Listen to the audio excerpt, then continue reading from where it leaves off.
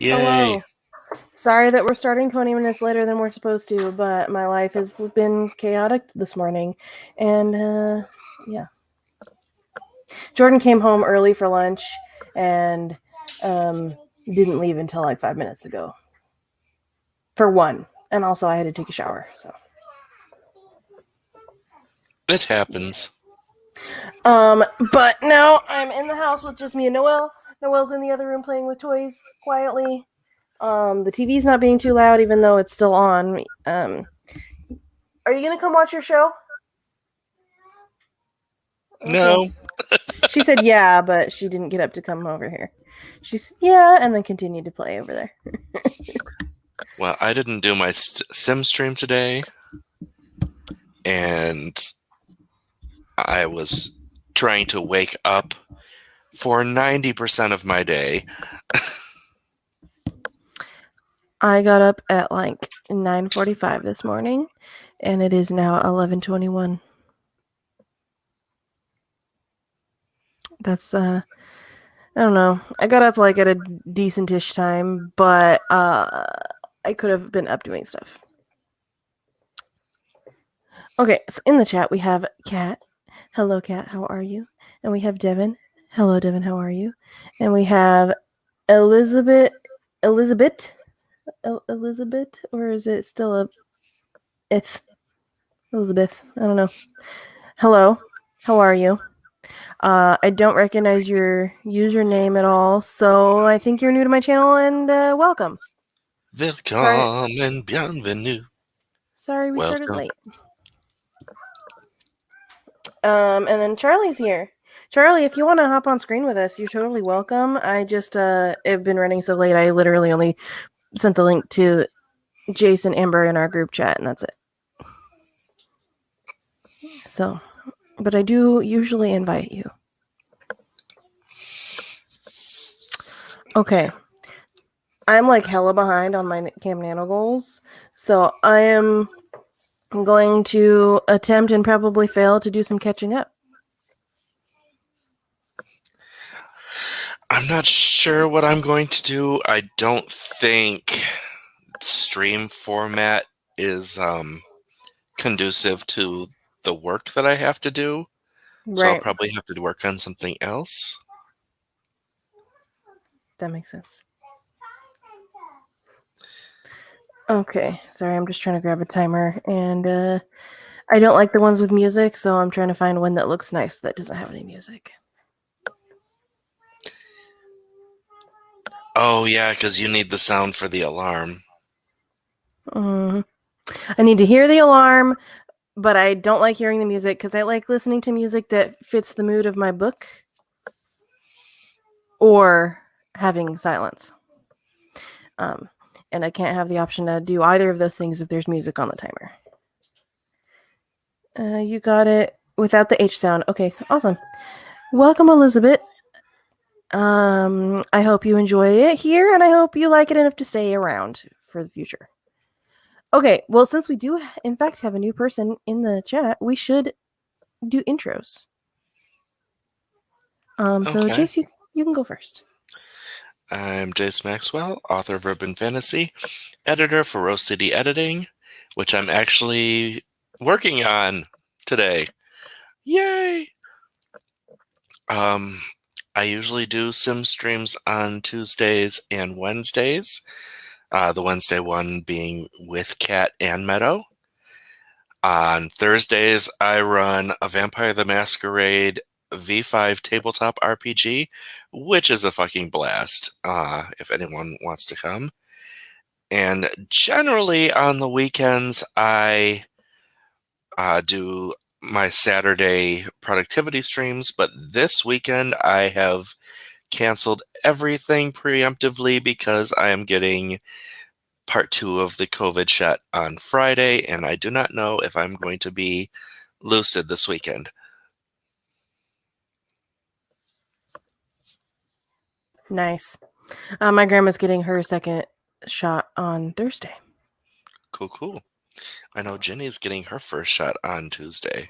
I got a letter in the mail from the VA yesterday saying that they are now fully authorized to provide free COVID vaccines to all veterans, veteran spouses, and veteran children.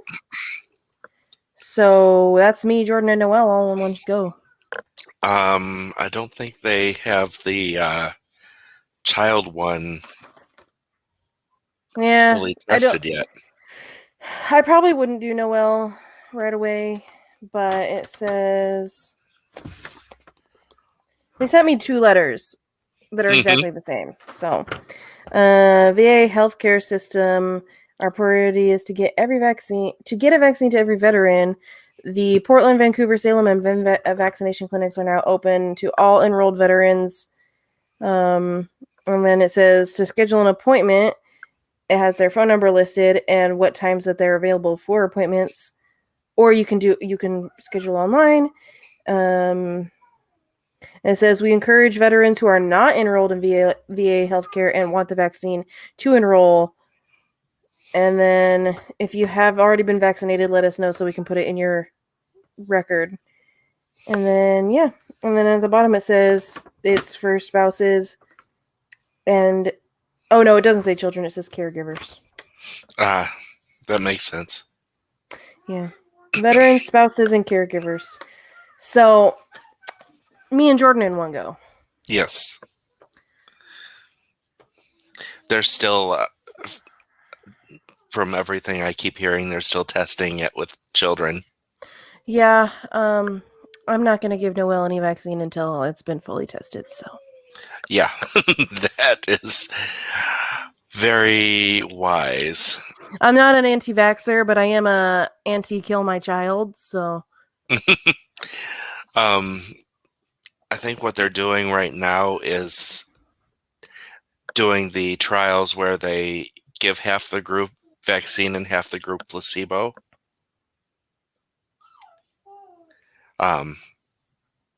But it's to test like side effects and stuff. Right. See, I made a comment to Jordan the other day that I was thinking I might want to wait longer to get the vaccine until it's been out for longer so we can see what it's going to do.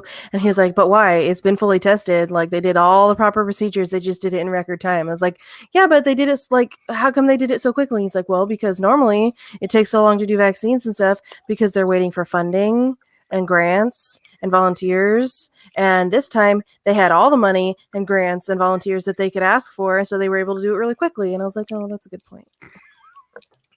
And it's scary how long it took. And that is what's considered quickly. Yeah. And compare that to the flu vaccines that come out every year. Well, the flu vaccine is relatively the same. They just have to do tweaks to it based on the strain. Right. But I mean, if it takes them that long to make it, they're making those predictions because that's what the shot is. It's a prediction of like the top 3 or 4 strains.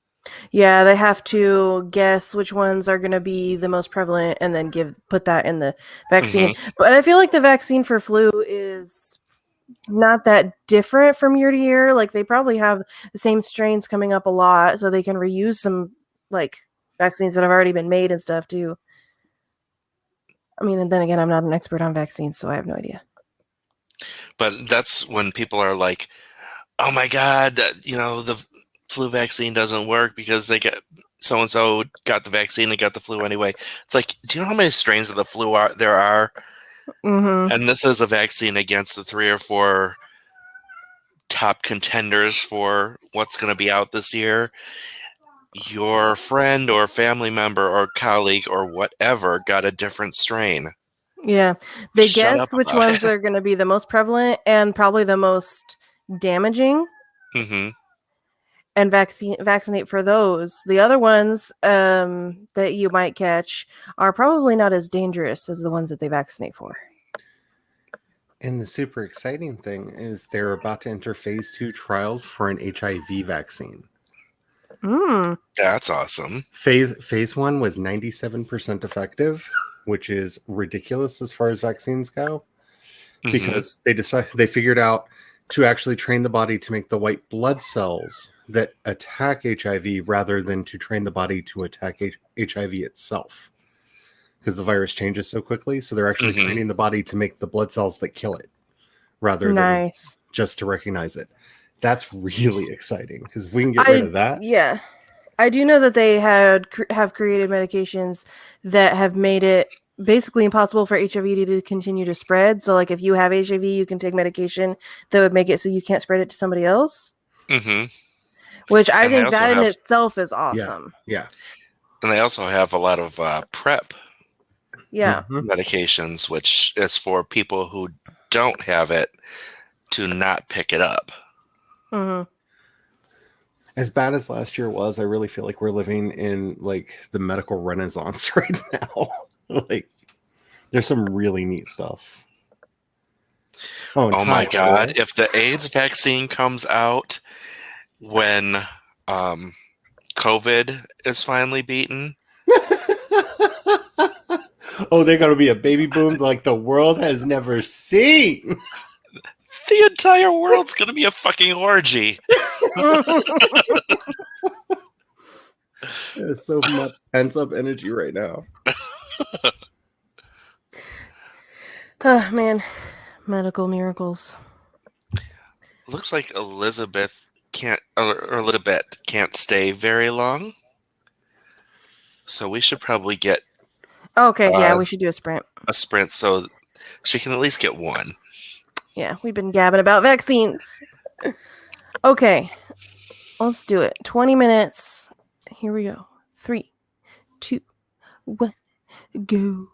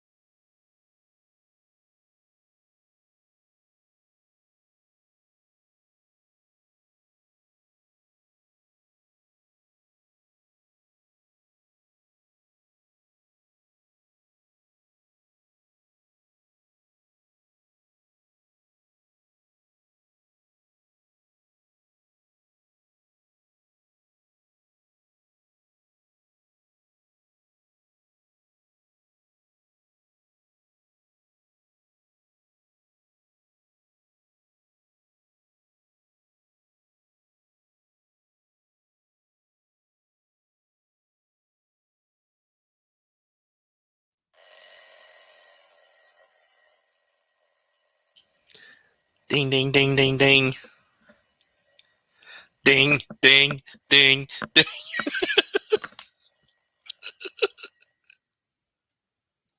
I had to finish my sentence.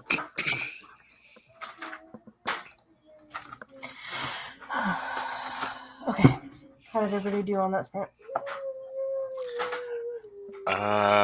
I got up and did stuff, and then I came back, and I found out that the X-Men comics is just really the story of how Professor X and Magneto made their breakup everyone else's problem. Depending on the era, but a lot of them, yeah. Good Like point. quite a few of them. Like Eric Magnus, if you would just like admit your love for Charles, just admit it. Just admit how much you love him, and it'll all be better. We don't have to go to war. Okay, so I'm going to use Kat's struggle with KDP and InDesign for a quick teaching moment. Kat has been fighting with KDP and InDesign and has said that trying to get the format correct for paperback, I'm trying to make a planner, and then said, I think I've gotten it. Came through the such process of getting a proof of my planner, but the problem is that KDP and InDesign are not compatible with each other. You cannot format in InDesign and then upload that document into KDP. You have to change the file type first. So, if I had seen this whole issue with KDP and InDesign before we started the sprint, I would have said that. You also have to remember that no matter what software you use, KDP, because it's a blessed Amazon product, and I would never say anything bad about our Lord and Master. Please don't take my money away from me. Don't delist my books again. Always run their own conversion on whatever file you upload, so they don't actually use the file that you send them anyway. Yeah. Which is why you have to check and double check and triple check that whatever they're processing does to the file doesn't completely destroy all of your formatting work. The best option, from what I have heard, if you're going from InDesign to KDP and just uploading it to KDP altogether, is to whatever file you're uploading, make sure it's a Mobi file, because the file itself is smaller and it costs less money processing wise to upload it. But I mean, I could be wrong on that, but that's what I've heard from most people. Yeah, as long as try to get either a .mobi or an EPUB. The latest, I think, Kindle. What are we on? Kindle 7, I think. Standard actually switched from .mobi to .epub finally for most of their stuff. They've both been the same standard. They just haven't. Amazon, like everybody else, has their own version of the standard, which is also the problem. Is they don't. The file isn't what the file is supposed to be. Because, why have standards agencies when you can just do your own thing and be like, why don't you understand all the weird black magic that we do in the background? Gosh. Pretty much. So yeah, I only know this KDP InDesign issue because Amber and Sako were having issues because Sako was using InDesign to format Amber's book, but then it wouldn't upload into KDP. So they had to figure out what was wrong and figured out that it was because KDP and InDesign are incompatible and you have to change file types and whatnot first. Yeah, when you're doing the print book, you can upload a PDF to them. And technically, if you read the standard, they prefer that, even though they don't use it. But check your gutters, because it's the one thing that people can get lost in is they check their margins and make sure their margins are up to standards. If your gutter's off, it will throw everything off. And sometimes you have to adjust it because they read the numbers wrong. So it's fiddly. There's a lot of, there are a lot of reasons that us independent authors have a relationship with Amazon. Bye, Elizabeth.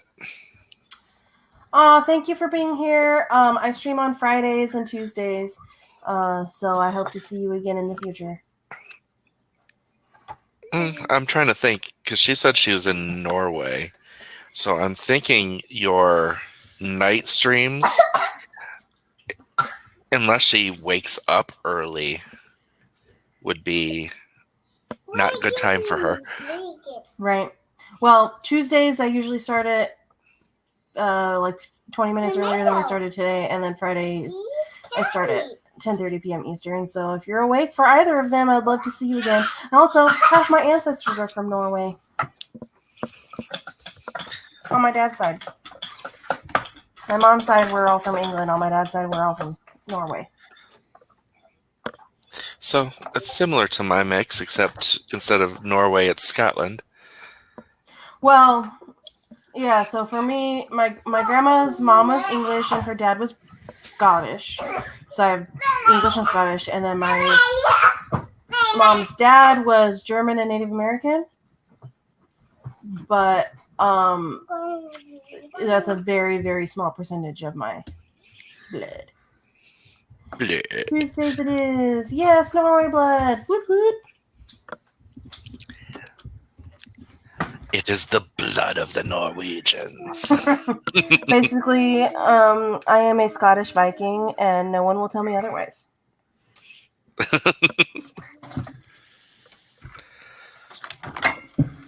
Okay. And now, for absolutely no reason, I have a theory that's stuck in my head because for some reason they sing in Scottish Gaelic in that song.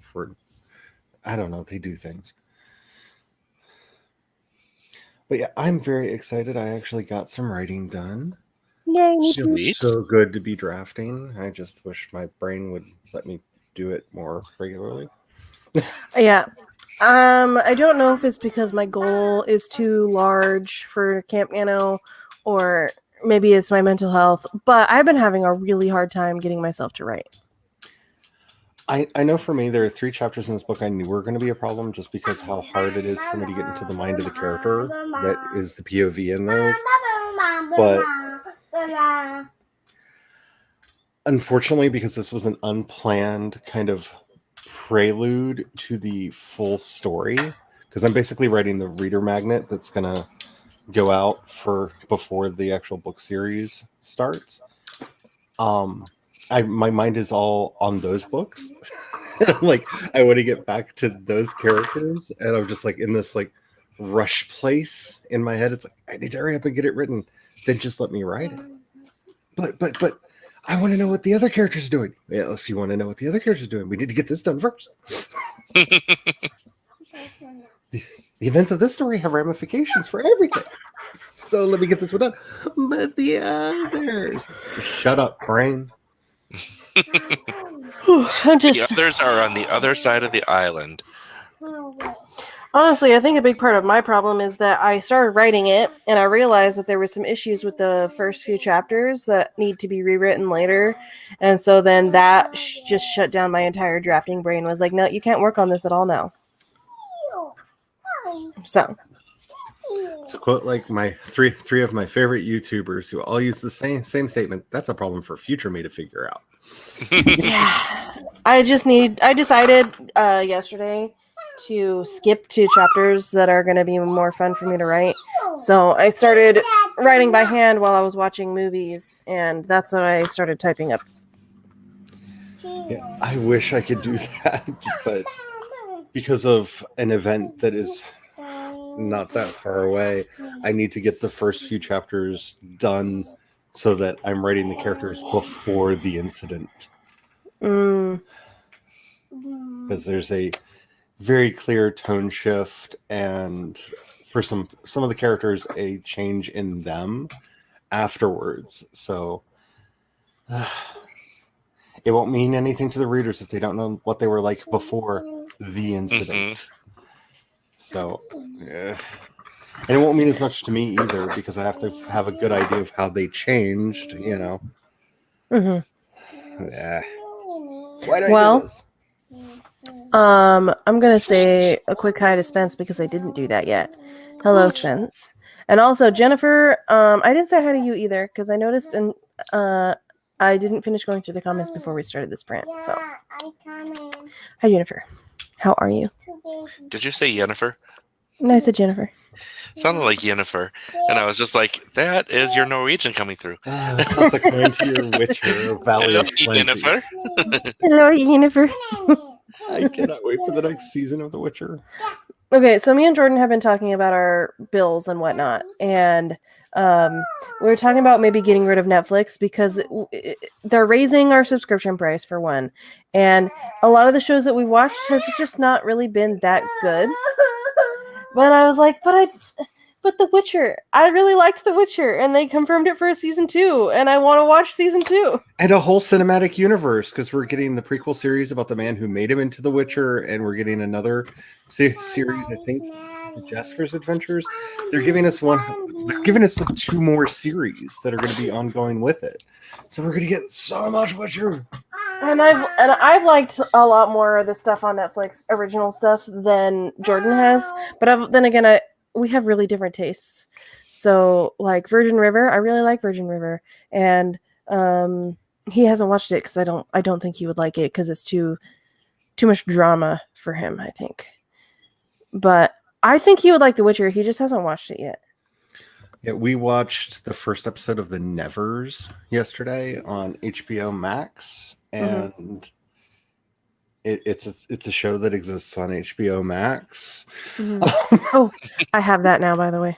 It's I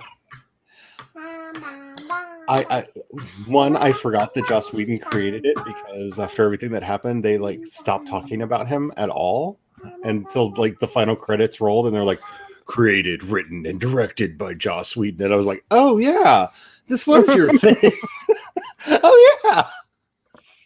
Oh, Kat is departing for an event for school. Thank you for being here for a little while, Kat. Hopefully your KDP situation is fixed. Yeah. And have fun at your school event. But I'm kind of hoping to find some other people that watched it because the hubby and I just sit around just kind of going, huh? Like my editor brain, because I'm all in writing mode, was like, okay, if they would have put the end of the episode at the beginning of the episode, because it does that obnoxious thing where it starts in the past and it ends in the past, but we don't know what happened in the past because we have this present interlude that shows like the aftermath of the thing that we don't know what was. And I don't know why shows do that, because it would have been so much more interesting if the reveal at the end was right at the beginning. Because it just got weird. Yeah. What I'm wondering though, for Netflix, their original shows, if I could buy them on DVD, I would totally do that and just get rid of my Netflix subscription.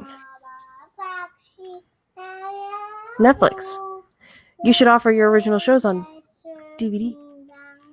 Like HBO offers their shows on DVD. Because then I could buy all the shows that I want to keep watching on Netflix and get rid of my Netflix. Then again, it would be like way more expensive to do it that way, but it would be appeasing to Jordan because he wants to get rid of Netflix and I don't. I have such mixed feels about Netflix. Yeah, see, some of the stuff Netflix originals are miss, and a lot of them are hit. Like, one of my favorite shows of all time is BoJack Horseman. It's a Netflix original. I don't want to get rid of Netflix because I want to be able to go back and rewatch BoJack, and I want Jordan to watch BoJack Horseman. Like, and The Witcher, I really enjoyed it. I want to watch season 2. And Virgin River, Sweet Magnolia, and I haven't started Ginny in Georgia, but I've heard good things about it. Like, they're all Netflix originals.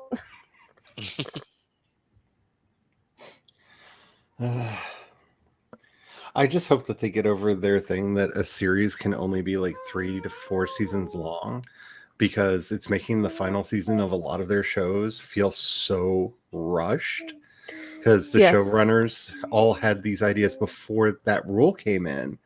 And so they're like, oh, we have so many plot lines that have to be closed off now. See, I'm going to bring up BoJack Horseman again because I feel like BoJack does a really good job of ending each season as if it was going to be the last season, because they never knew if they were going to get canceled season to season. So the show, I feel like, never had a rushed ending because each season could have been the ending. And then the sixth one actually was the ending. Maybe more showrunners should do that. Oh, the rooster started crowing across the street, and the dog has jumped up and almost fell off the chair because it's like, what in the world is that? All I saw at first was the dog like almost fall off the couch, and I'm just like, "What? Are you okay?" Then I realized the crow is. Our neighbor's got chickens. Yay! Can you hear Noelle singing? It's really cute. Over and over. She's singing along to the Cocomelon that's on the TV.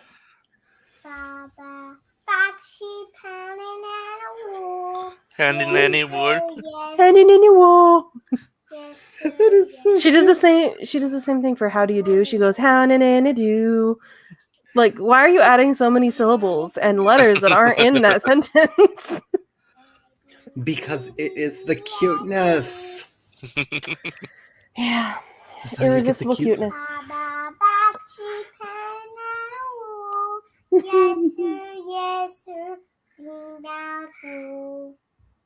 All right, we're gonna start a sprint now, so I don't get absorbed into the cute and not get anything done. I just have one thing to say about Noelle. I'm surprised to hear a child of her age be able to actually hit like clear notes as well as she's doing. Like she's not like perfect on them, but a lot of kids are a lot more slidey at her age. It's probably because me and her sing together all the time. Could be it. Like, I don't know if that has anything to do with it or not, or maybe she just has some natural talent. I don't know. But me and her sing together all the time, and her and Jordan sing together all the time. So I feel like she probably learned more about singing from people who actually sing well. Anyways, at least I think I sing well. I think you sing well. Okay, let's do this sprint thingy because I'm in the middle of a battle with a monster and I don't want to lose. Okay. Everybody's talking about, is this for the words? Yes. Everybody's. Do you want my doing this. referral I've been code? thinking about it. Yeah, if you want to. Okay. I've been thinking about it. I don't know if I'm going to do it or not, but I've been thinking about it because everybody's been talking about it lately.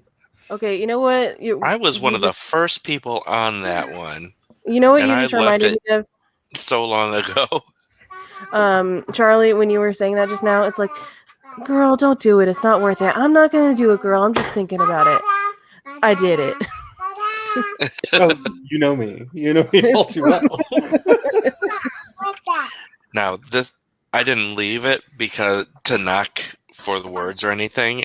I left it because it didn't have functionality that I turned out to need. Yeah, it doesn't have text to or speech to text. I mean, and the amount of typing I have to do for a book is not good for my hands, which do not enjoy typing. I think For the Words is fantastic if you don't have any hand issues. Mm-hmm. Like, if you can type, it's great, but it's not quite accessible for people who, like, if you have really bad carpal tunnel or anything like that, it's not that great for you. But if you can type no problem, then it's great, and it has a lot of really good features. And there's actually options on there where you can post your whatever you're writing, and other people can read it, and you can read other people's stuff. And there's forums and all sorts of fun stuff. It's a nice Handy nanny wool. And handing in a wool. All right. I have 6 minutes left to write 95 words. I think I can do it, but we need to start a sprint now. Okay. Bloop. Okay. Hopefully Amber can join us soon. Hopefully her interview is going well. That would be awesome. Okay. Noelle, do you want to say go for me? No. Oh, okay. 3, 2, 1. Go. No.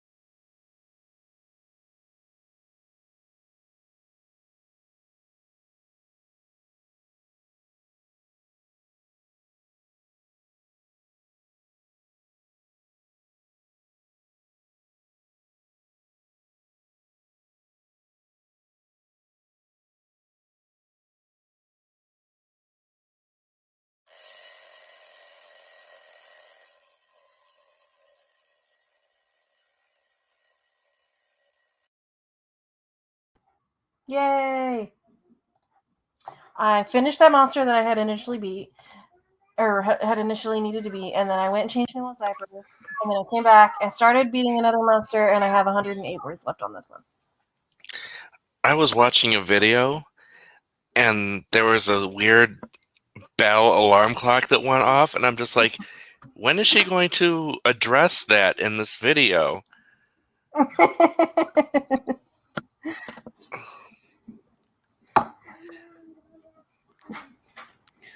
I set up my For the Words account, and I'm kind of looking at it, trying to figure out how I want to use this and whatnot, and then was like, I want to get some words done, so I wrote this one in this book that I'm doing. I'm going to figure out how I want to actually use it. You can just For the Words. copy from For the Words to whatever program you're using.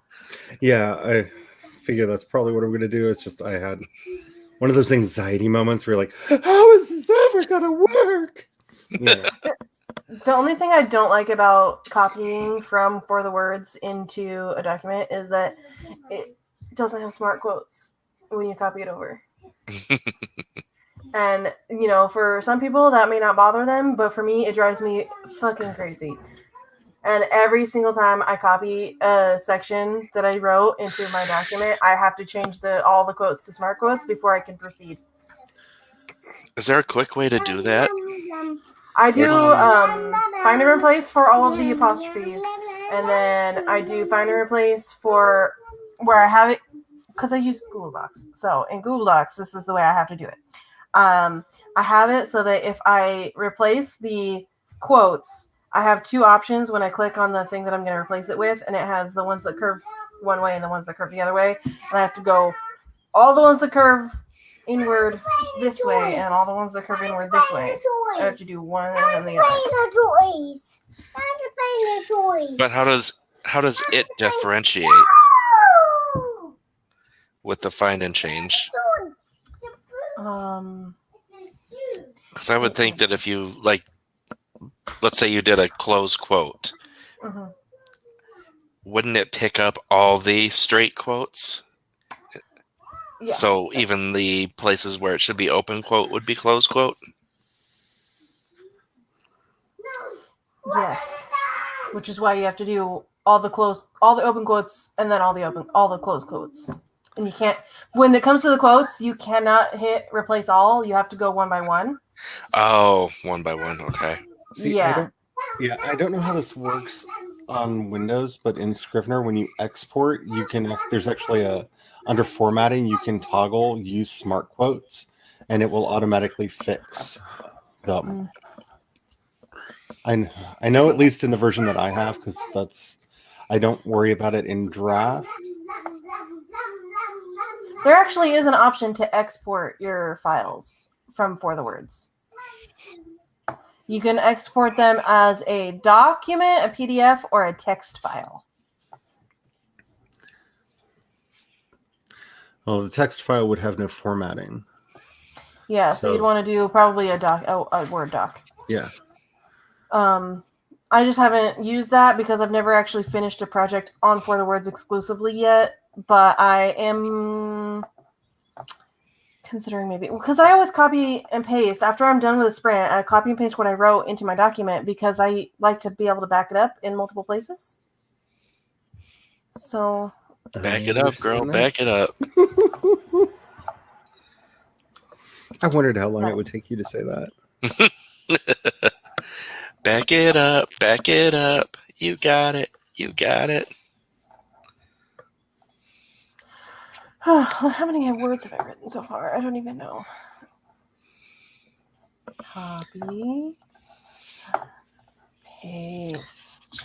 I am so not ready for Thursday's game because I have so many other things on my mind.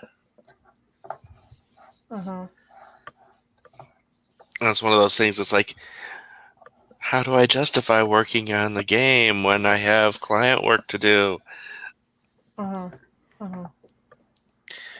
But I actually read that developmental editors don't put more than 4 to 5 hours of a day into a piece. because the brain just doesn't work as well. Mm-hmm. Yeah, I have never done a developmental project before because I personally do not think my skills are yet up to par for developmental editing of other people's books. So I have no experience so far. I think my skills are up to par, but the problem is they're not untested. They're professionally untested. Right. Like, Yeah. you have to perform and do output, not on your own schedule. You're making noise? Ew, what is this? Go put this in the sink and get your purple cup that I filled up for you with water. Because I have no idea what was in that cup. And she proceeds to drink it anyways. I think that cup might have had soda in it. Also, I was starting to get really drowsy because I don't know what it is lately. I've just been, no matter how much I sleep, I've just been so tired. Me too. And I don't know if it could be part of my like depression stuff because when I'm really, really depressed, I am just physically exhausted all the time. But I haven't really been that depressed lately. Like, not to the point where I normally would be to be exhausted all the time. I've just been so tired and I don't know what it is. It could be my depression. It could be something else entirely.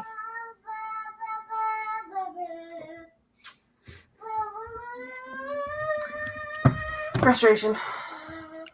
It could just be the pandemic. Yeah, Just the never-ending being cooped up. Oh, wait, sorry. Yeah. Professionally unconfirmed. Yeah, that's basically it.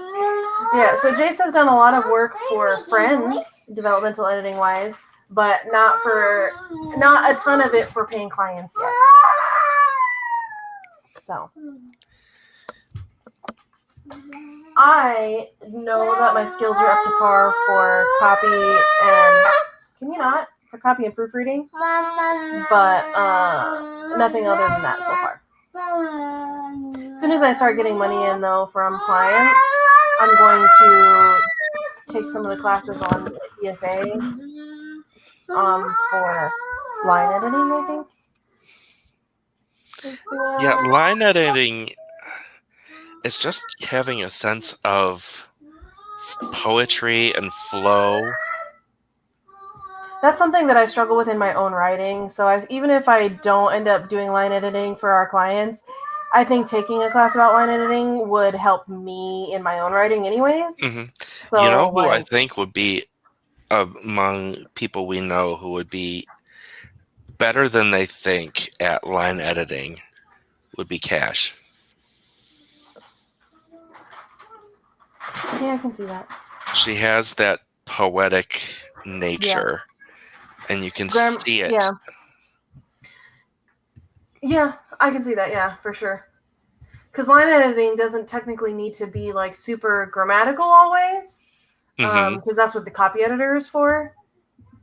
But yeah, because for me, I'm really good at the grammar stuff. It's like the character voice and sentence to sentence stuff and the big picture stuff that I struggle with. Which is why I don't offer that stuff to our clients. Jayce offers that stuff to our clients because he's really good at it.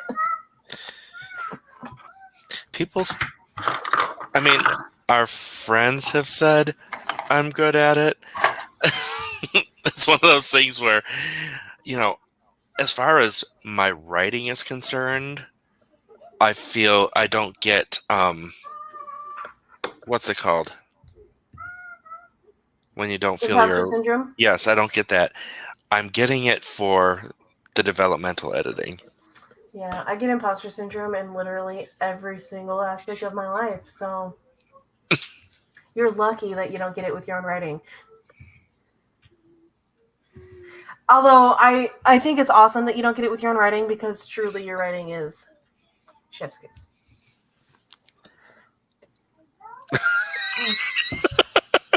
How do I express it? Just more dramatic chef's kisses. More traumatic.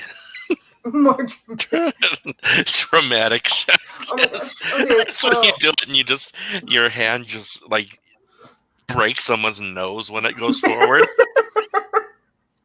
okay, so speaking of developmental editing and whatnot, Key Clavis has been reading my Gatekeepers project, Hmm.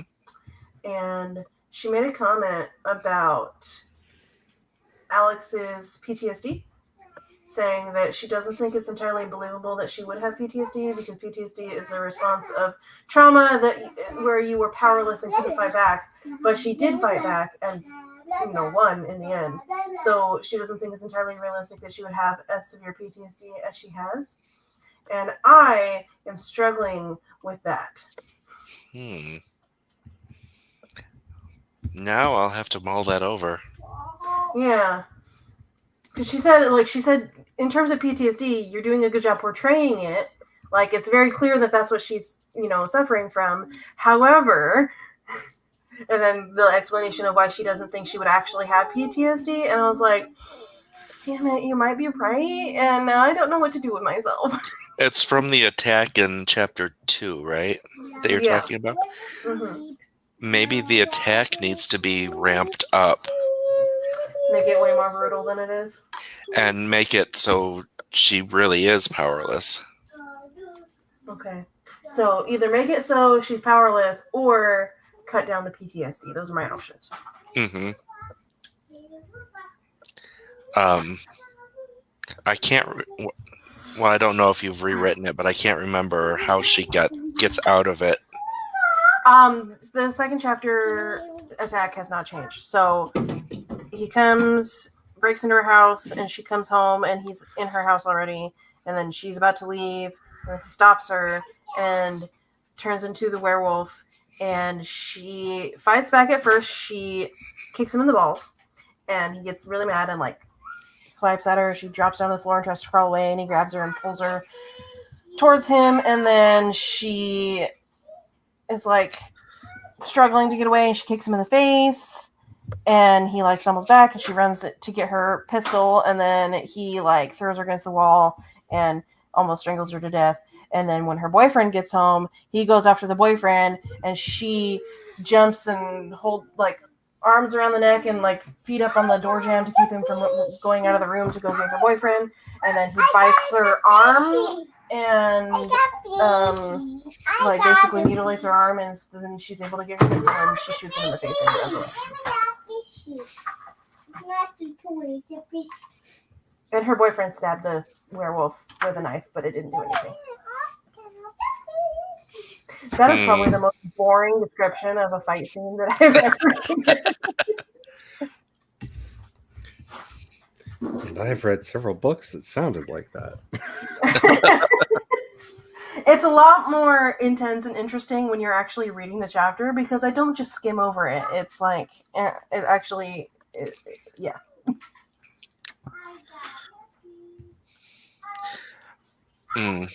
Okay, can't say that live. Okay. I guess What you can if? tell me later. But what if she isn't able to fight it off when it goes after her boyfriend? And so he does get really bad attacked? Mm-hmm. That would feed into some things. Yeah. The problem I had is that I didn't want the werewolf to fully be able to attack her boyfriend where she could see it happen, because I wanted that whole storyline with the boyfriend to be a complete surprise to her later. And if she sees it happen, then it wouldn't be surprising. She'd probably assume that it would happen. True. So that's the issue that I had there. Ouch. Unless it comes back later. But or maybe it incapacitates her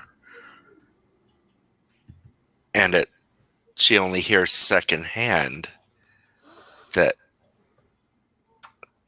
like, she doesn't actually get downstairs Yeah. to see the second attack. She hears him come through the door, and she hears there's a scuffle. Yeah, but maybe well, because she did lose like a lot of blood from when it like bit her on the arm, so Mm-hmm. she could like be like passing out in the hallway, and the boyfriend gets the gun and shoots it.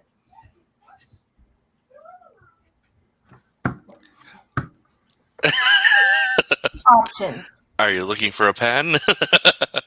No, I'm just trying to like. I do that a lot when I'm like weighing my options. I actually go like this. Is that weird? Spence also says give her a scar too. She does have scarring Yeah. because basically ripped open her arm right here, so she's got really intense scarring like all right here, and she had broken ribs and couldn't really speak for a while because strangling and yeah.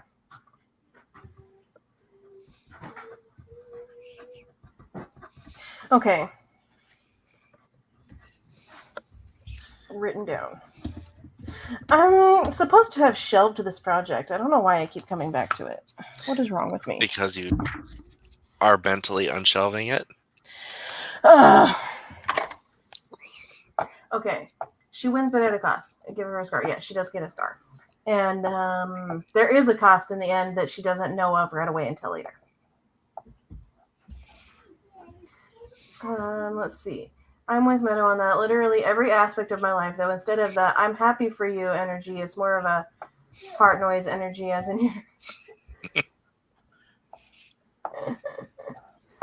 Okay, I think we could do another sprint because I have 8 minutes to write 108 words on this monster. Okay. Let's do it. Is this the third sprint or the fourth? The third sprint? Third. Okay, that's what I thought. All right, 3, 2, 1, go.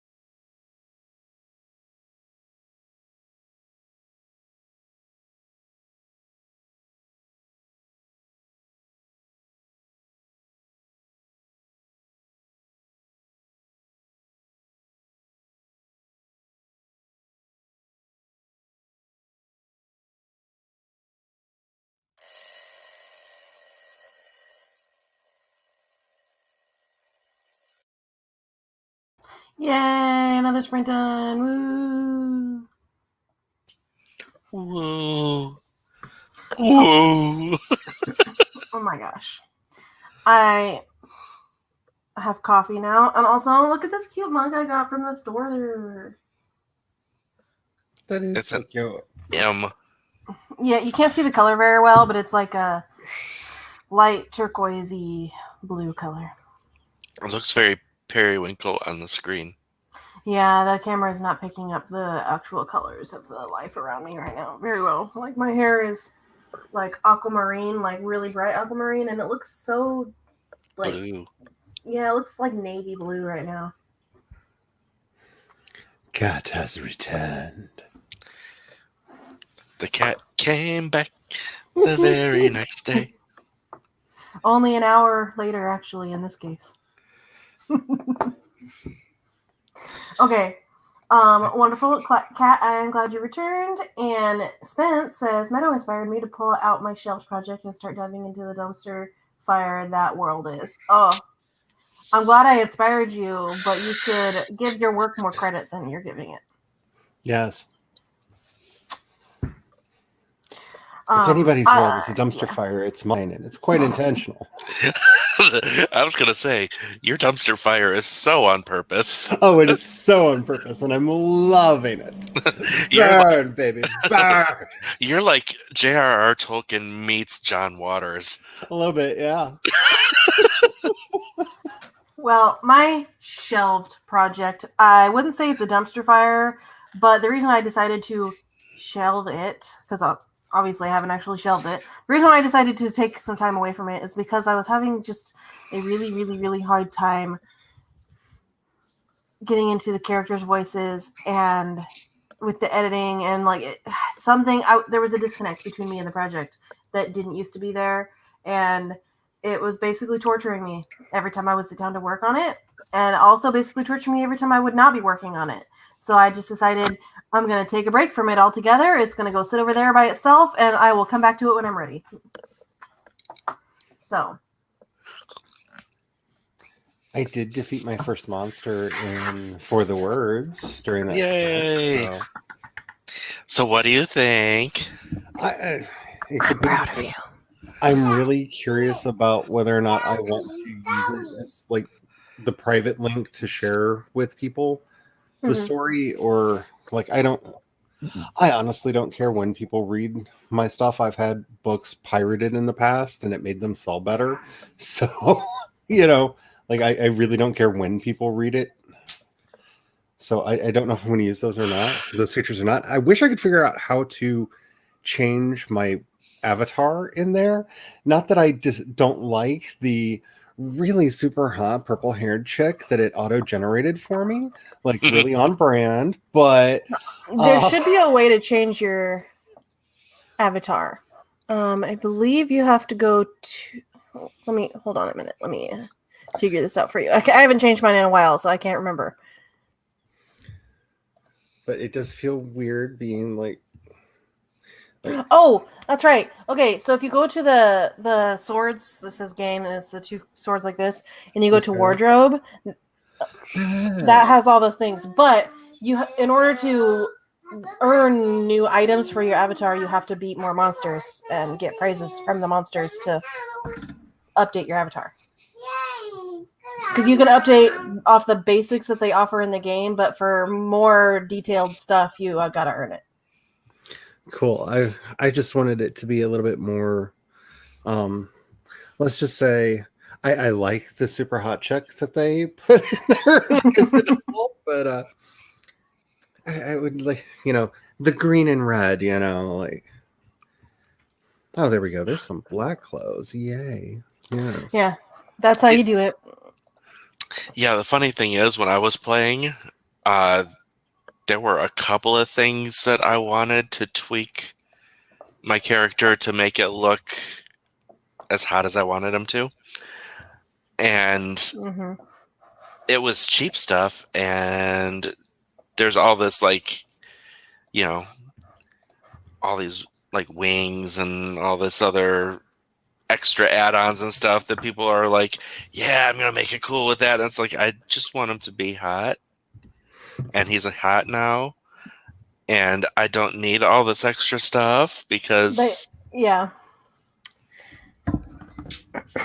They also added a feature to the game where you can build a house for yourself and decorate it with stuff that you can win from. Well, you have to win stuff from monsters and then trade that stuff to get stuff for your house, kind of a situation. Or you can build furniture for your house, that kind of stuff. I haven't done the house stuff yet because I've been just focusing on doing the quests that I already have. But so yeah. what happened with me was I hit the point where my hands were hurting too much to type, but I didn't want to stop playing the game of For the Words. Mm-hmm. So I kept lining up like 10 monsters and just cut and pasting documents Yeah. and just freebie killing all of them. Oh well, if you write if you do the text to or the speech to text in one document and then you copy it over, I don't think it would be technically cheating. Because you did technically write those words, you just couldn't write them in the For the Words program. I mean, that is basically what I'm doing. It's just copying and my speech to text over. Because The other problem I have with it is Mhm. if you edit, it does not detract for removed words, but it adds in the ones that you replaced it with. So if you delete a sentence and put a new sentence in, you just get 2 sentences. Yeah. It does bother me a little bit because I like to keep track of how many words I'm writing, as in how many words are actually staying, not how many words I wrote, deleted, and rewrote. Because if I'm typing and I notice that I made a spelling error, I will backspace, fix the spelling error, and then keep going. And you get all those words doubled. Yeah, so like example, so far today I've only written in one file, and in said file I have 813 words, which is what I've actually written so far today. But the word count tracker at the top says I've written 832. Which is actually good that it's not so much of a difference, because usually it's like way more of a difference. It means I'm not making as many mistakes today as I normally do. But to play devil's advocate, even though I don't like it, it is counting. I mean, you did write those words. Even if you deleted them and wrote them again, you wrote them. So it's technically giving you an accurate count of the number of words that you've put to paper, whether or not they've stayed. Right. Yeah, that's why I'm not too mad at it. I just don't go off of the words written today tracker when I'm doing for NaNoWriMo, because when I'm doing NaNoWriMo, I go off of what actually is in my document. Not what have I typed today, it's what have I written and kept today. So, but yeah, I'm not too mad at it. It's a little bit annoying, but it's not that big of a deal. But then again, 813 words for 3 sprints is not too shabby for me. I usually don't get nearly that much. But I like For the Words because when I'm not feeling motivated to write, but I want to have something to motivate me, like, oh, let's just go kill some monsters, and then it actually gets me to write words when I normally would have just laid on the couch all day and not done anything. That's what I'm kind of hoping that I can get from it, because motivation. It's just sorry. Go ahead. The devil came and stole my motivation, and I'm just have not gotten it back yet. Like, I just don't want to do nothing. I just want to say really quick before I say my next thought that I apologize for the past and for the future times that I have and will interrupt people. It's a really, really bad habit that I try to break, but never seem to be able to. I'm used to it. Have you ever seen me have a conversation with my husband? I mean, like... Well, it's just, I think a big part of it is my ADHD just And then that coupled with the fact that if I know that if I don't say what I want to say right away, I'm going to forget it within like 2 minutes kind of a situation. So it's a big mess. My brain, that whole situation in there, it's a big mess. Big yikes. So I apologize for anybody if you start talking and I cut you off. I'm really sorry. I'm not doing it on purpose, I promise. And I also do give you permission that if I do interrupt you and cut you off, I give you permission to not necessarily yell at me, but just bring it to my attention. The one feature I wish they had in here, though, is the ability to form like a party, so that like when we're doing the streams, we could all together go in and like fight like big raid bosses and stuff. That would be cool. You two keep chatting for a minute. I just heard a loud crash come out of the bathroom, and I need to go check what that's all about. Oh, and another one. Yeah, I do like that. Now, I found out during that last sprint that Julie Noki produced another iteration of her explaining the pandemic to my past self videos. Oh my god, the series is so freaking funny. A lot of it's because she is a really good comedian.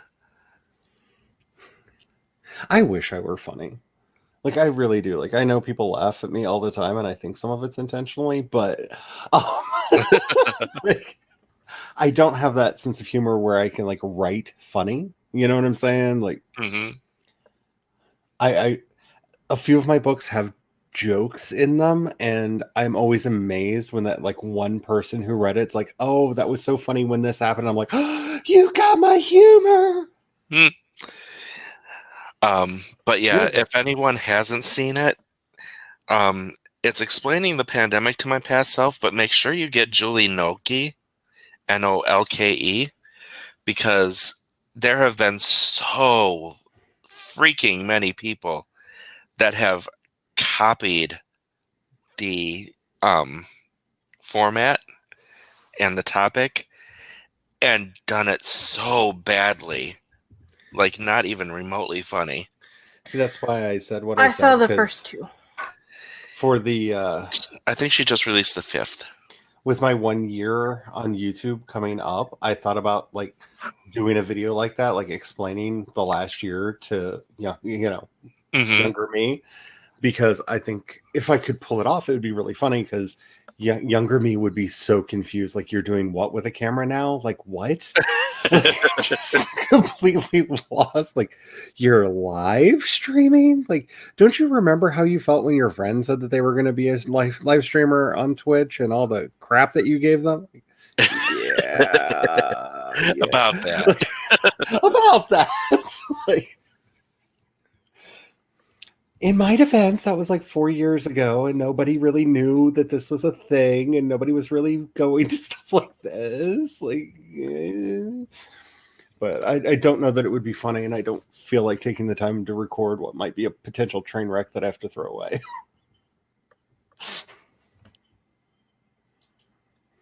I'm trying to find a channel that I watch that does similar videos of that lady. But I can't remember what his name is off the top of my head. So I'm scrolling my subscription list until I find it. Noelle, can you come out of the bathroom now, please? Oh, the crashing sound, by the way, was I ran out of air freshener, so I put a candle in the bathroom. And it was sitting on the edge of the sink, like where the soap goes, and she was trying to turn on the sink to wash her hands, and she knocked it into the sink. So. Okay, you can say what you were trying to say, Jayce. I forgot what it was. I'm so sorry. Which actually brings us back to our previous thing, because that's how you find out that you interrupted me, because I can't retain a thought after I've been interrupted. I apologize greatly. We're supposed to retain thoughts? Oh, crap. That's what I've been doing wrong all these years. Okay. Now that they're testing the HIV vaccine, we can retain a lot more thoughts. The person that I was thinking of is Trey Kennedy, and speaking of which, he actually did a collaboration video with Julie Nolke. Aha. But he did one video that I was so like, it was so funny. It was if 2020 and 2021 had a conversation, and he stages it like it's both years as a person, and they go sit at a bar together, and they're talking about like, well, I did this and this and this, and then the other year's like, well, I did this and this and this, and it was really, really funny. And I'm actually gonna. Well, considering that he and Julie Nolke did a video together, that means that he's probably a pretty damn funny comedian. Yeah, I think he's really funny, and most of his videos are really good. He does a whole series of videos of like moms during this situation, or basic white girls in the fall, or middle schoolers be like, or whatever. And it's really like he does a really good job. Like he did one video, moms preparing for Thanksgiving, that was really funny, and I was like, oh my god, that's completely accurate. I'm laughing because I went onto her page, and she's got one that's called the 2020 theme song, and the title is "I Put on Pants Today." Noelle, come here. Let me help you. Come here.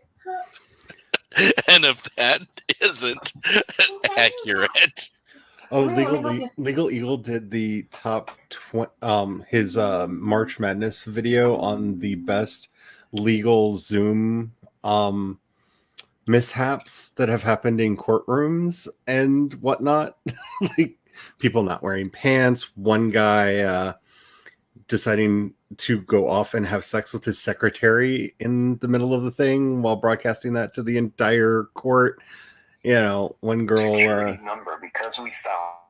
oh, Sorry, I didn't mean to unmute, but I got a call from the Social Security Department that they suspended my Social Security number because of fraud. Sure. Sure you did. Sure. So don't forget to give them your Social Security number so they can verify that you're the person that they meant to call. Oh, okay. Thanks for getting naked. Most of my spam You're calls welcome. are in Chinese. Most of mine are like the robot or somebody from India. Or some really overly upbeat white lady that's like a pre-recorded thing. Like I get ones that are like, thank you for choosing blank hotel or blank hotel rewards. And it's this really, really upbeat white lady. And it's like, oh God, just already. I'm like, no, please don't call me ever again in your life. I feel that way when I talk to most upbeat people. Like, why are you talking to me? Why is this happening? Life's not that good. What's wrong with you? I had a coworker when I was in childcare that was like that, and that was just her personality, and it was kind of insane how happy she was all the time. I just can't handle it. I used to be that way when I was like a teenager. Like, I just don't understand how I ever was like that. I just. Ugh. Okay, well, anyways, now that we've talked about comedians and stuff, I do think that Trey Kennedy is really funny. He's got almost 1 million subscribers on YouTube. And he did do the collab with, it says, Americans versus Canadians feat Julie Nolke.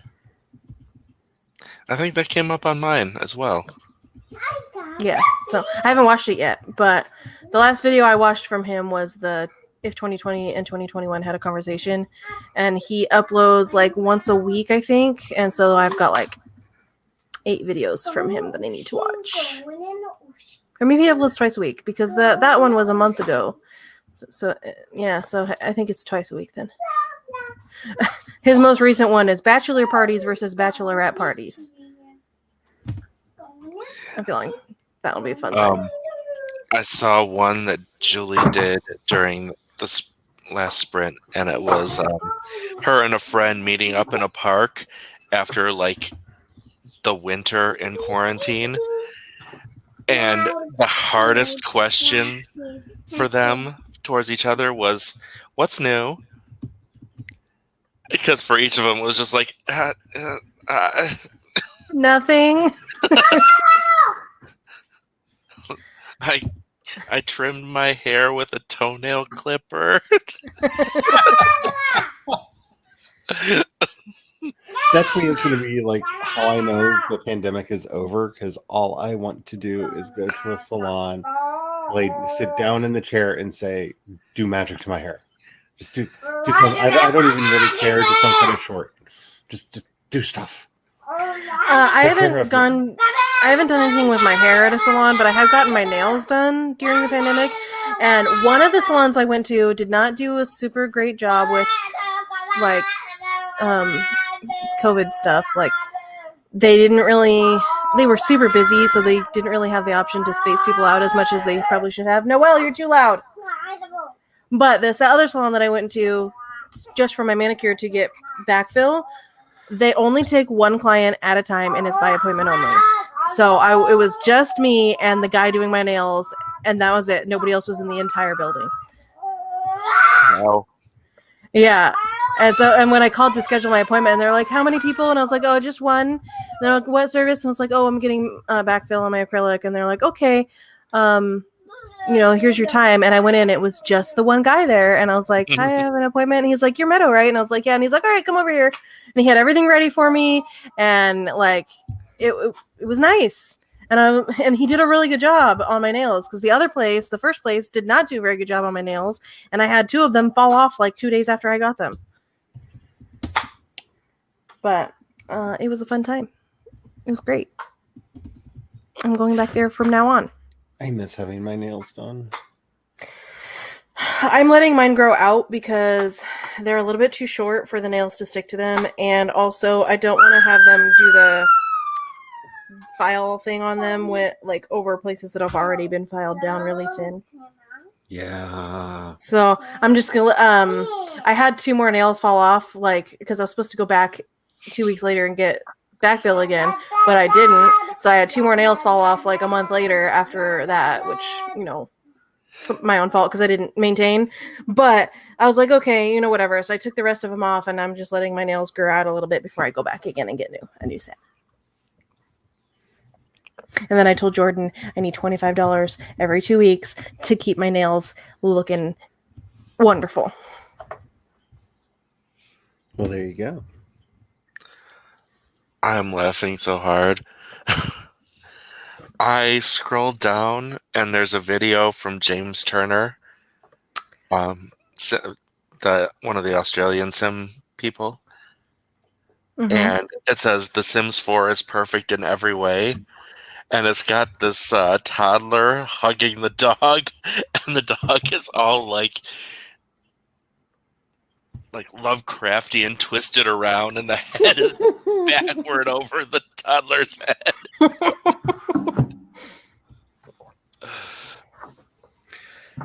Oh, Yeah, goodness. I've had to explain to a lot of people what bubble goth means lately, because I'm just like, when trying to explain what it is that I'm doing, I'm like, I don't know, it's kind of a world with a bubble goth aesthetic to it, and like, what? Like, lots of really cute fuzzy things with like Cthulhu tentacles and lots of blood. Like, what? Like, yeah, it's like really, really cute, and then it eats you. Wait, what? So like Happy Tree Friends. A little bit. If written by Tolkien. Okay, well, this is going to be a terrible segue, but on that note, we're going to do another sprint now. Because I think I already lost to this monster I was fighting. Oh no, but I have 1 minute to write 146 words. You can do it! I doubt it. Cut and paste, and don't Yeah, worry about it. yeah, I'm just going to, Cheat. I'm gonna have to cheat this one because I don't want to lose. All right. 3, 2, 1, go!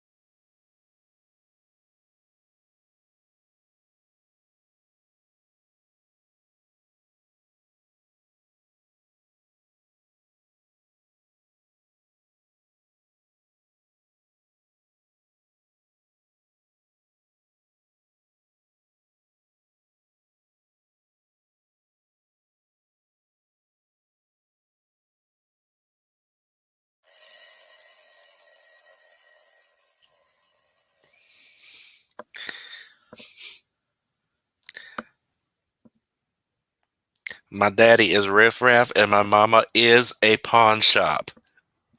I'm sorry, what?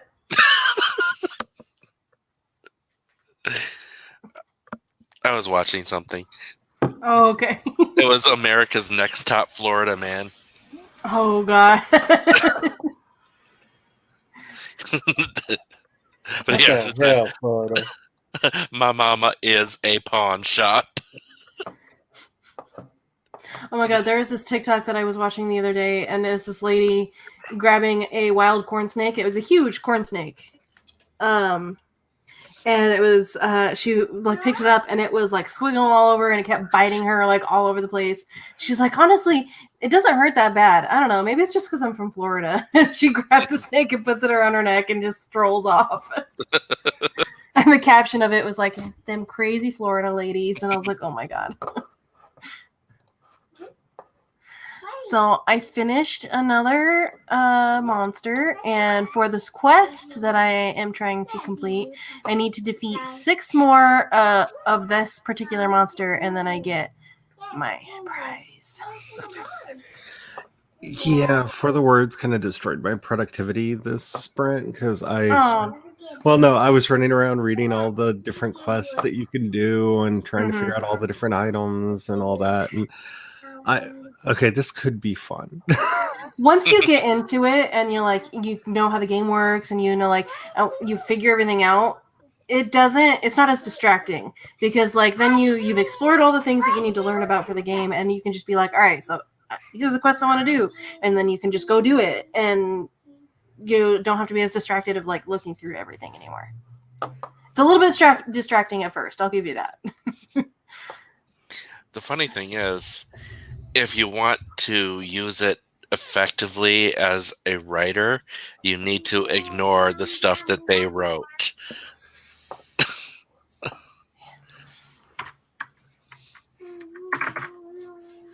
I don't know. I just find it there's a weird perverse satisfaction in the idea of using a game to trick writers into being productive to write a book that had started its life as a lit RPG novel that decided to take itself way too seriously and be like a proper epic fantasy. Like there's something in that that's just oddly satisfying. Okay, well, I finished beating another monster, so I think because I've copied all of the chapter's not done yet, but I copied all of it, and I need to put it into my document that has all of my chapters all together, that has my total word count. But I can't do that without doing all those smart quotes first. But so far that I've written today, I've written 10,000. Yep, no, that's not how much I've written. 1,050. 1,050 words. For a brief moment there, I was really impressed by you. I mean, honestly, I would have been really impressed too. Because I'm looking at the time going, when did you get up? No, 1,050. I was gonna say 1050, and then I ended up saying 10,000 instead. No, not 10,000. I am not that impressive. I am not that impressive. Gosh dang it, my shirt keeps moving, and then my bra keeps showing, and I'm greatly annoyed by this predicament.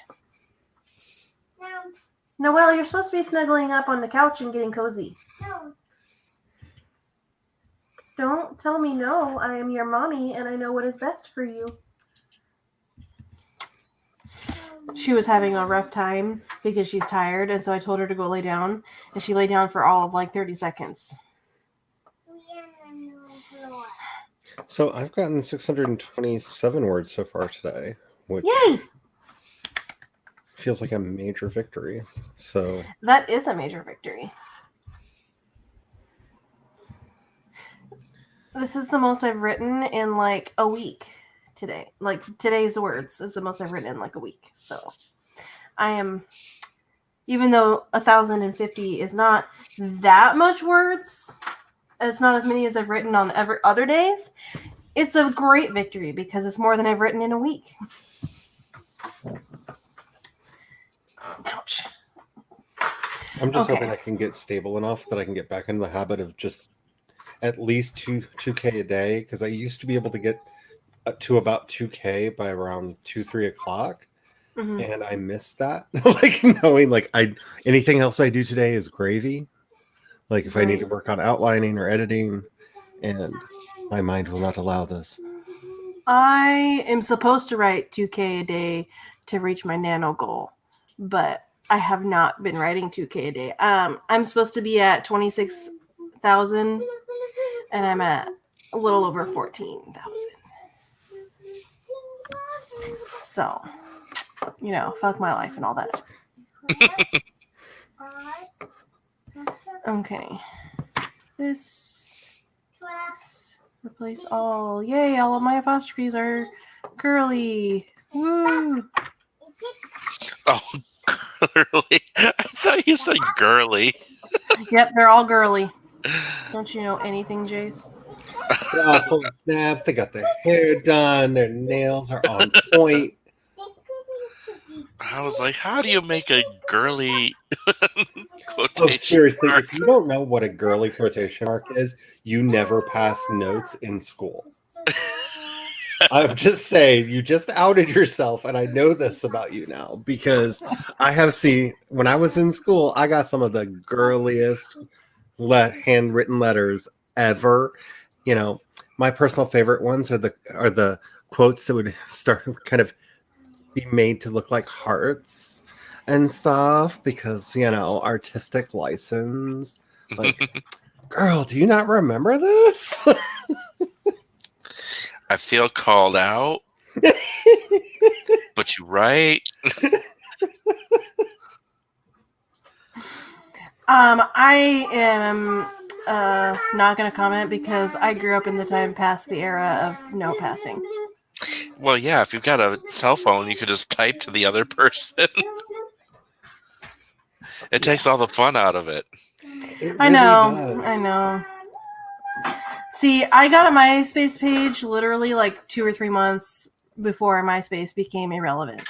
So, Like, I don't even understand like how you like half the fun of getting a note to somebody in school was figuring out how to be a spy master that you could slip it from person to person in an unbroken chain that none of them would stop to read it because you trusted them, usually wrongly. I did pass notes in elementary school before I had a cell phone, but I got my first cell phone when I was like 12, I think, and it was just a little teeny like brick phone that you had to push the button like 3 times to get to the right letter. And then my first actual like smartphone was when I was in high school. Now I feel called out because like when I was 18, I felt like I was really future forward thinking because I got a beeper for my job because the job required it. And I'm like, I got a beeper. People can call me with their number and I can call them back. Like, technology, man. We're in the future. See, technology was already there for me. Like, I'm a youngin'. Oh, Devin, I just looked in chat with your apostrophe mail. Oh, girl. I love it. Girl, I can't with you right now. I can't. But I'm gonna. But I can't. Oh, I did come across a TikTok yesterday where this lady was like, "Here, let's expose ourselves a little bit. If you know what this means, comment your ASL in the comments." And I was, everybody's like saying what their ASL is, like putting it in there and stuff. And the lady, the creator of the post, commented, said, "See how nobody under the age of 25 is posting it? It's before their time." And I was like, "Well, I'm 24 and I know what that means." So I chatted with a lot of people online that I probably shouldn't have.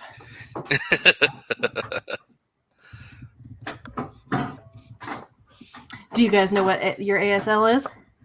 Yeah. Mm-hmm. Except for we didn't have acronyms for So I guess that would. This would just be Well, for NBPB or ML. yeah, they didn't really use acronyms for non-binary and stuff back then, did they? Nope.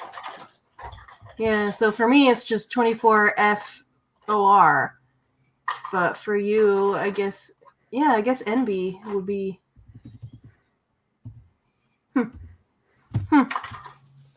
Or just Probably why to it's called everybody. NB. Or just to confuse everybody, just put a DG in there and have nobody know what you're talking about.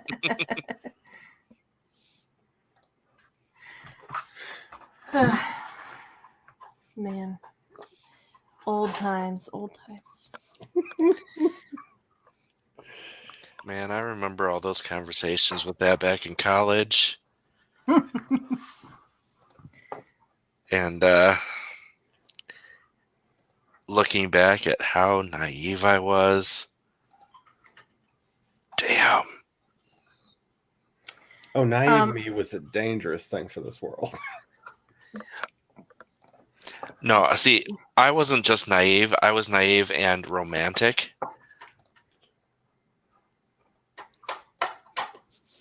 So, people trying to hook up, and I'm just like, you mean like a date?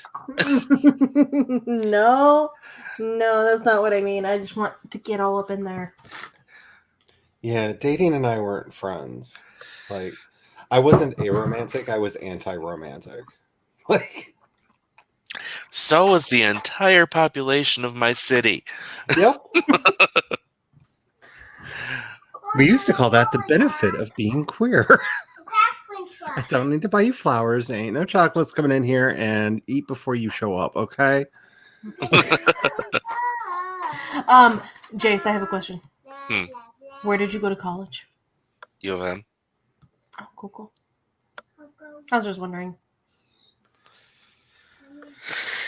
I was born there. I went to college there. I worked there. I'm probably going to die there. I'm going to donate my body to science there. They're going to put a skeleton. I'm going to be in the lab there for the rest of time. Pretty much. I mean, that'd be full circle for you, I guess. No, that's just my figure.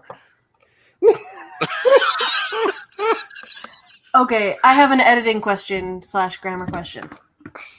In dialogue, I'm trying to have one character speaking to a child, and he's asking her about planting flowers in the garden because she really likes gardening, and he's saying oh, I bet you could make the garden really pretty again. What do you say? But I'm trying to have him say what do you say, as in one word for the what do you.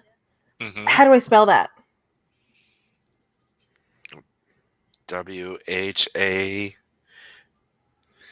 I have to type it. ATYA, isn't it? What do you? No, it would be with D's. There it is. Yeah, it would be a D in there somewhere. That's what she Typed said. it in private chat. Okay, yeah, that makes a lot more sense than what I ended up writing. So. Yep, and Laura just wrote it the same way I did. What the? Yeah. This is exactly why I could never be in a spelling bee, because I can't get the letters. I have to actually see the letters, so I have to write it down. Noelle, quit being a crazy weirdo. Yeah, I really try to avoid vernacularisms when I'm writing, and I don't know if that's a good thing or a bad thing, because I will often hear it in my head with the what-is and, stuff like that. But then I autocorrect them to more proper English because I feel weird typing them. I only put them in dialogue, or if I'm writing in first person and it's really, really intentional that there's a lot of them. I'm going to have to consider that. If it's in third person narrative and the narrator is using those, you've made a grave error. Retreat. However, if your characters are saying them, it's perfectly reasonable to have them in dialogue. And I feel like having some vernaculars and stuff makes the dialogue a bit more realistic. I can't focus. Noelle is being a crazy, crazy person over there. It's because there's an ice cream truck that comes by once a day through our neighborhood area, but they don't come into our apartment complex, which is why I never go out there and get ice cream because they go along the street that goes behind us and not actually in our area. But she hears it, and every single time she runs to the door and screams and jumps around like a weirdo, which is what she's doing right now. I see. That's enough. Okay, so yeah, cool. Thank you for helping me with that. I spelled it like all weird, and I was like, that's the best as I can do right now until I can look it up later or ask somebody. So, Asking for a friend, is there a place where you can find how things like that are commonly, or I don't even know what the word is. I guess commonly not properly spelled. Like, are there canonical spellings for things like that? you know what? I don't know. Merriam-Webster is usually a good place to look up spellings for words, but you have to already know like how it's spelled and just have it confirmed that way. Let me see. I was just thinking about that because I'm sure one of the dictionary companies has decided that they're going to make that a part of their thing. I still want a dictionary for writers where you have to say the definition of the word you're looking for, and it'll give you the word, because it's like, you're writing and you're like, that word, the thing of brightness and death in the sky in daytime, and the dictionary's like, do you mean the sun? Yes, that's the word. It wasn't the easiest thing to use, but back in the 90s, I used to have, it was a reverse lookup dictionary where, like, say you were trying to remember the word for creek, right? Mm-hmm. You'd have to start with like water, and like it would have like words, and the definitions would actually get longer as it got more specific, and then it would have what the actual word was at the end. So you'd start with like the topic and drill down. Mm-hmm. It was not the easiest book to use because you would have to figure out which header, like what the root subject was that you had to look up in it. But I know that books like that once existed. They just were a pain in the butt. Well, it could be a lot easier with the computer age. I'm trying to see if I can find a place that has them, but the only thing that's really coming up is like 100 common slang words and phrases you need to know. It's like, Slang dictionary. Did you mean I forgot the word for it. And I found Urban one Dictionary. that's a PDF that you can download that has apparently all the American slang, but I don't think it's all of it because it's only 2.5 pages long. Yeah. Like, okay, to ace with the like a V for verb to pass an exam. Yeah, everybody already knew that. A game. Everybody knows what that is. All ears. Everybody knows. Like, do the freaking ones that are not super common that nobody knows. I have a series of books that are like the Guide to series, I think that's what they were called. That it actually has in each of them like the common slang era. So like for the ones on Prohibition, one's the Wild West, and one is Victorian. And so it actually includes the slang, how it was used, examples for how it was used, and all that, so that you can pepper that in. And those are really handy. Yeah, and I don't, on this whole list, I just scrolled through and none of them have any words that are like the what-ya thing. I don't see anything like that. It's all like common phrases and stuff like FYI. Everybody knows what that means. Mm-hmm. Drive up the wall. Dutch or go Dutch. Get under one's skin. Give the cold shoulder. Like, Dutch or Go Dutch sounds like a dirty game show. Yes. And the bonus round, Double Dutch.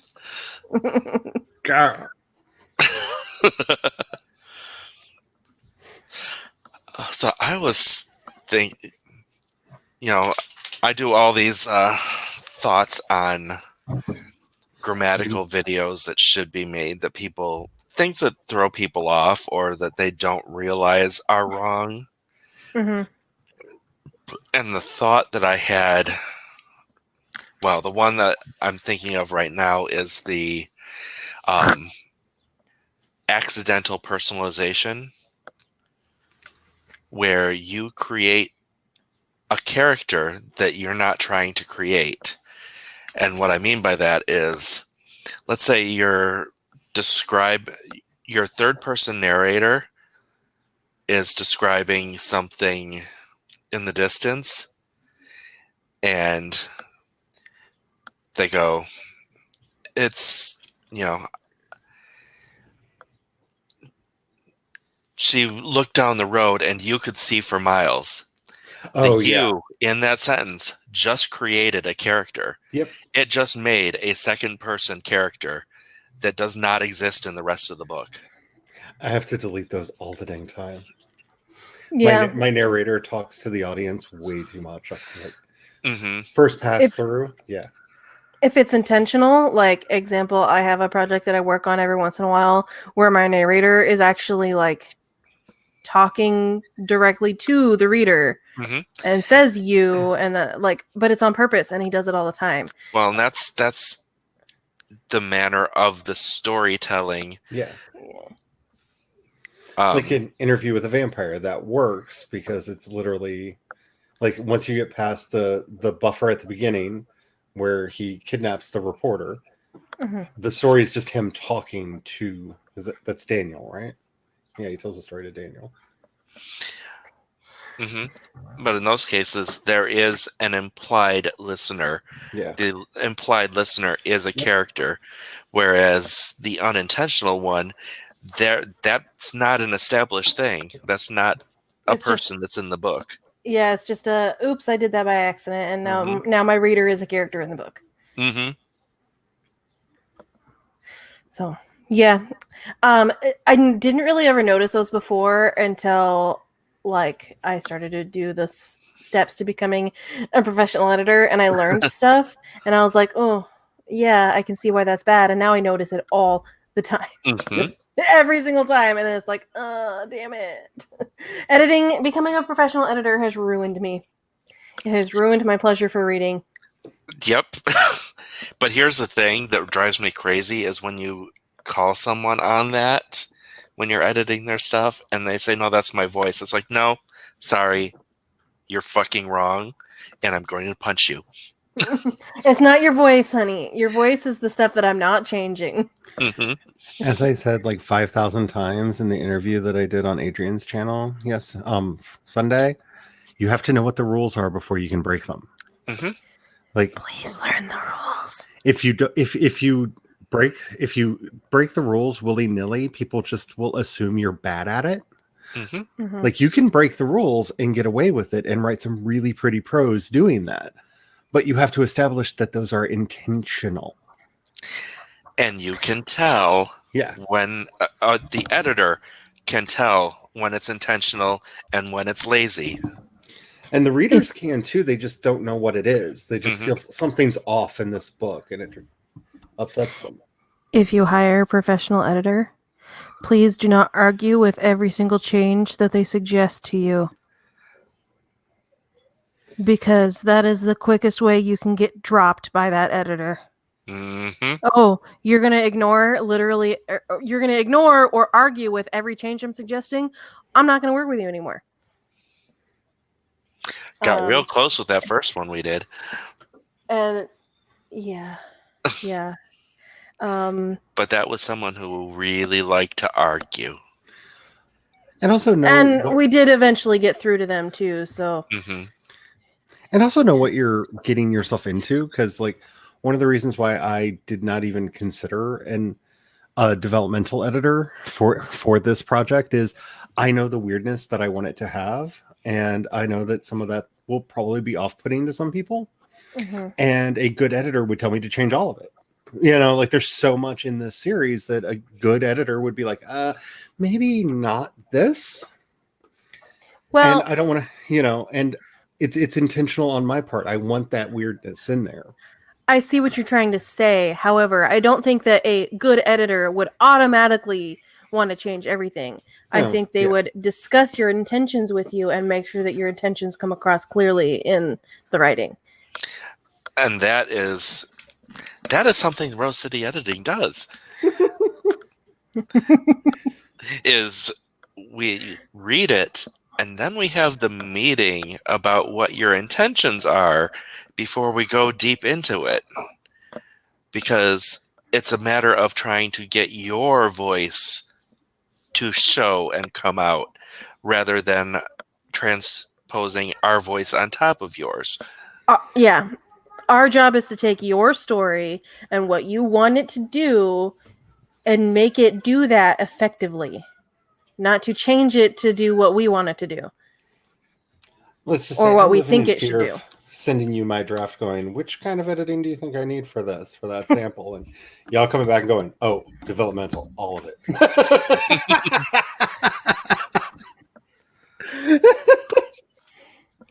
Can you hear the fear in my voice? Can you hear it? Well, if you're really that worried about developmental, just get a bunch of beta rounds done Yeah. first, and hopefully that would alleviate a lot of the need for developmental editing from a professional. Because I feel like if you, like half burped and then it like got stuck in my throat. Oh, I hate it when that happens. Yeah. The thing I'm scared about with yours is the extensive amount of world building and stuff, is that a developmental edit would take ages. Yeah, that's Yeah. why I Yeah. think you should do as many beta rounds with as many beta readers as you possibly can. Because Yeah, that will that's the definitely goal. help. That will definitely help with the developmental side without you having to like pay an arm and a leg to get it edited. Because it's not a matter of, the developmental editor wanting to change anything. It's the developmental editor needing the time to get all the style guide and all of that stuff put together. Yeah, there's already, I think, close to 20K of backstory up on the World Anvil site for the setting. And I have so much that I haven't posted over there yet. Another thing that I think is important when it comes to a series like what Charlie's working on, or just a series in general, I think it's important to keep at least the same developmental editor for every book in a series. Yes. Because they're going to understand the world just as well as you understand the world. And if you switch editors every book, you're going to have to re-explain everything to each one. Mm-hmm. But that's just a suggestion. I don't think you necessarily need to stick with the same editor every time. But if you find an editor that you like, developmental editor-wise, that you like, and they really get your world, definitely stick with them. A good editor is gold. Yeah. Definitely stick with them, especially if they like your story as much as you do. I would not be a quarter of the editor I am today if it was just gone. What? It was the best editor I've ever worked with so far. Why are you laughing? I am confuzzled.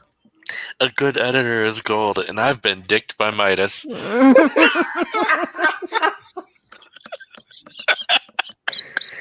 Oh my god. Go! One of these days, it's going to have to be a pride video I do. Here's the 22 proper pronunciations of girl and what they mean. A guide to understanding queers of a certain age. There are a lot of grammar related videos that I've been wanting to make, but I just don't have the bandwidth in me to actually film videos. I still need to do that one about the ellipsis. Which I've, already found out is just the American ellipsis. Yeah. Because it changes once you go across the water. Okay, so the video that I will be making eventually about the ellipsis is going to be specifically the ellipsis in terms of the Chicago manual style, because that is what I use when I'm working with my editing clients. And the Chicago manual style is the most widely accepted style guide for the professional publishing world. So Yep. just keep that in mind. Most of the grammar stuff that I talk about is specifically in regards to the Chicago manual style. So if you are in a different country and you publish with a different style guide, most of the stuff that I say to you is going to be completely irrelevant. Well, and this is what I discussed with Sage when we were talking about it, is that that's what localization teams do. Yep. You get your book formatted and stylized for the country that you're doing the main selling in, and after that is ready and published, you do the localizations for overseas. Yeah, so if you are in the UK and you're only publishing in the UK, then you would publish your book with all the standards that would be in a UK book. And then if you later on go to the United States, then you're going to change it all to the Chicago manual style. And sometimes they go really overboard with the localization and they get rid of the British words. It's like, really? You needed to do that? Those two Sailor Scouts just happen to be cousins now. Oh, wait, sorry. Well, it would be like changing the spelling of words like color and those kind of things. That's Would taking out the fine, U, taking when- out slang and changing it in for American slang. But when they change like lorry to truck and jumper to sweater, it's like, you know what? Let it be a British book. Yeah. Yeah. Let the Americans learn the British terms for things and vice versa. Let the British learn the American terms for things. Let people get a broad range of knowledge. Don't just turn things into their own language so that they're in their comfort zone. Let them learn. One of the bigger examples I can think of, right off the top of my head, even though this is the author who shall not be named, the Philosopher's Stone versus the Sorcerer's Stone. Mm-hmm. Yeah. Why did that have to change? Because they were trying to prevent backlash by religious groups by actually citing an occult object. And that worked so well. Yes, Like there seriously. was absolutely no backlash in the States with religious groups trying to keep that book out of libraries or children's hands. I mean, it was brilliant marketing on that book. My father is very religious, and he forbade me from reading Harry Potter because he thought it would make me want to practice witchcraft. And did it? I never read it, so I still haven't read it even now. So My initial response is no, but that's what meeting Sako is for. see, I am also religious, so I already do not have the desire to practice witchcraft because of my own religious beliefs, not because of my dad's religious beliefs that he pushed on me. So, because for me, I am religious, but I am nowhere near as strict religious as my dad is.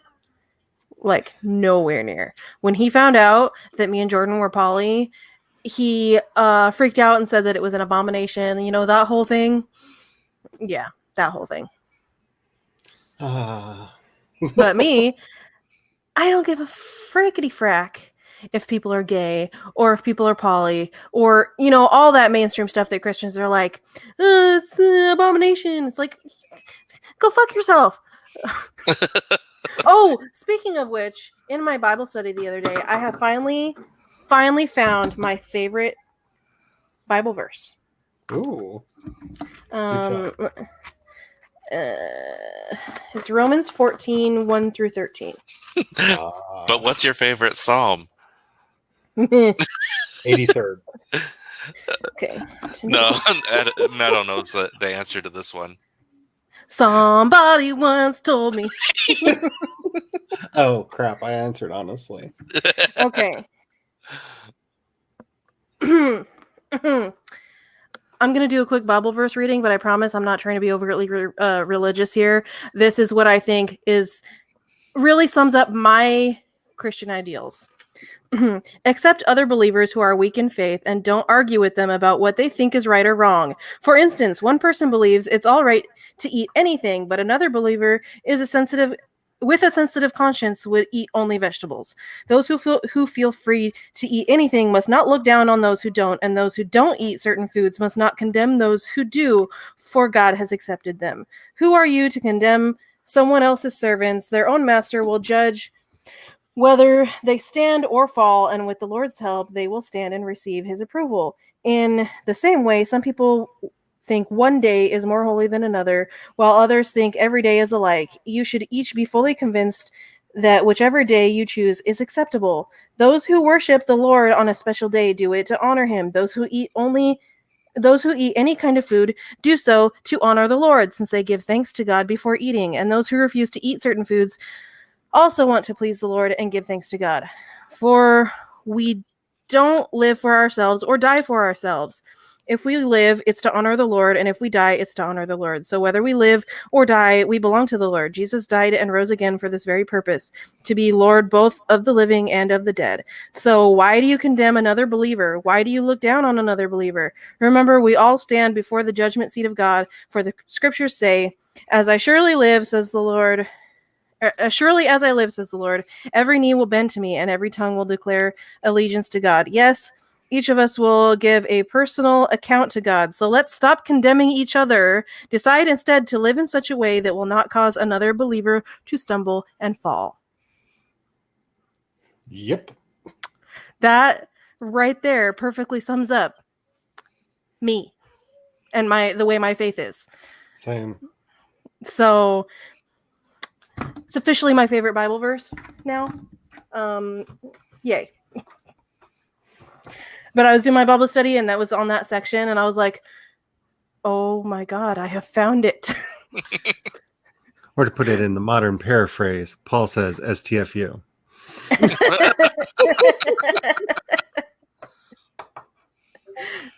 Yeah. So basically, mind your own business. Yep. If this person doesn't believe the same way as you or doesn't practice their belief the same way as you, who the fuck cares? Mind your own business. Yep. I got very excited, sorry. And I'm not a biblical scholar or anything, but it kind of feels like that's pretty much the message that Jesus was teaching. Yep. I just spilled coffee all over myself. I'm sorry. I drank my coffee too zealously, and it. Also, Diana Hall, I feel like you're new to my channel, so welcome, and what a time to join this stream. Oh, amen. Yay, you liked it. Understand your situation about Harry Potter. I wanted to read the series and never did. Yeah, my dad comes from a very long line of pastors. So I get it. I get why he is the way he is, but I don't have to agree. So yeah, I hope that you like it here, and I hope that you stick around for future streams. Yay. All right, now that I went off on that whole thing, I am probably going to keep streaming for another hour or so, but if either of you two want to leave, I give you the opportunity to leave. I'm going to be working no matter what, so I'm good with being here. I have to start winding down. I didn't even realize it was that late. Yeah, we've already been going for like 3 hours, but I wanted to give you the opportunity because I know that you go to bed in like 30 minutes usually. So. Mm-hmm. All right, so you go ahead and do your outro, Jayce, and you can dip and go wind down and go to bed soon. All right. I was hoping to tell Charlie about this one game and like gaming system, but hey, you can do that if you need to. I don't care. I'm just giving you the opportunity to leave while you still can. While you still can. So if you want to talk about that first, I don't care. Just do what you need to do. The game system is called Fate of Cthulhu. I think And I think I might have heard of that. Maybe. and it deals with like time travel and stuff. But the thing about it I think is really fun is that the storyteller or game master or whatever is basically Satan, because it is their job to tempt the players into doing evil. Oh, that would just. It's just like, you have a storyline and they know what they need to do to complete the story, but there are these powers and abilities and stuff that will make things easier for them, but it will make things easier for them for the tasks that they're doing now, but it will make the world worse. And the role of the storyteller is to tempt them into it. I might have to try That this sounds out, fun. especially because I keep telling them, like, once they're all fully vaccinated, we can start playing games again. Like, this is the carrot that I'm like trying to like wield against them. Like, come on, get your vaccines. They're free. They're down at the hospital. Just go. There is a playthrough they're doing of it on the channel Weave the Tale. Okay. And this storyteller is like super good at it. And he's getting the players to like embrace their evil. That sounds like fun. Yes. That does sound like it would be cool. I Just still because haven't I tried know any that- tabletop stuff, so I know the moral quandaries that two of my usual players would get themselves into. And I know one of the players who just has a let the world burn attitude towards everything. Mhm. Like the interactions between those two would be so I might have to get the permission to record those sessions, like, but Watching these games on this channel, though, it's switched something in my head to, because I was playing them like a video gamer, where your goal is to make all the best right choices to get the very best outcome, period, instead of playing it like a role player, yeah. where your job is to play it as that character would react and not as you think is the best choice. Yeah, that's a really hard thing to get a lot of people to understand, because I do a lot of semi-open world games in that I know a lot of what's going on in the world, so I have story that they can interact with, but I enjoy it so much more when the characters kind of create their own story, like find their own way, and getting people out of that, like, so what's the next quest? And I'm like, we're not doing quest givers. You have a character to play. You're in this situation. What do you do? Well, what's the objective? How do I win? And I'm like, there is no real winning.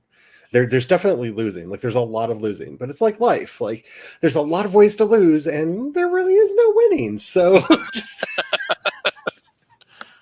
what do you do? But it caused me to do something in Sako's game, because it's what my character would do in the moment, and not what would be a good decision at all. There was a serial killer that apparently the prince had turned and made into one of the hounds. But our group was the group that caught the serial killer.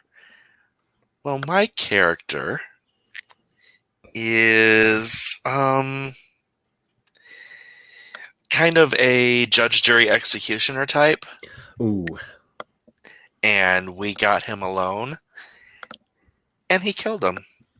Future Justicar in the making. Well, not in the Camarilla, but that's something that, well, not yet in the Camarilla, because we're in 1981, and this particular merger hasn't happened yet. Yeah. That sounds fun. your character sound, the way you just described about Judge, Jury, Executioner, sounds like what Kara on Supergirl would be if she actually killed people. Mm-hmm. So, judge, jury, and send to prison for the rest of your life in a secret facility. That's what she does. Well, he's the type. Here's the thing that's funny about him. He thinks he is following his clan's goals, but he had his own.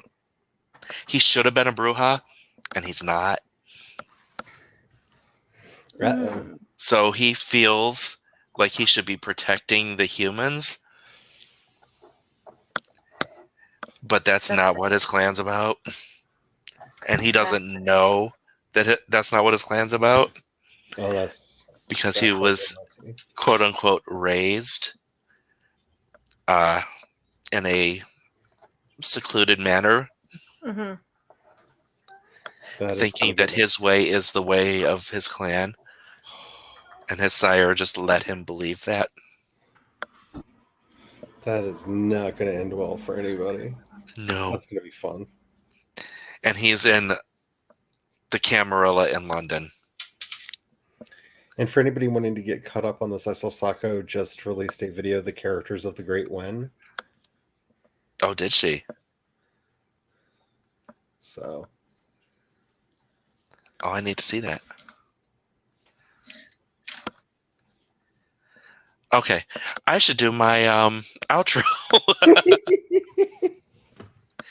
And, part of my outro is that I am part of the Great Wen on Saturday mornings at 9.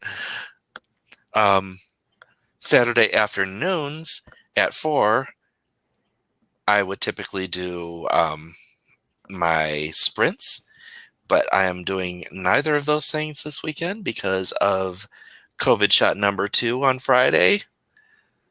So I will be... May the odds ever be in your favor. Yeah.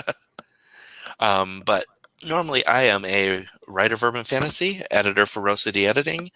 I do sim streams on Tuesdays and Thursdays, or Tuesdays and Wednesdays.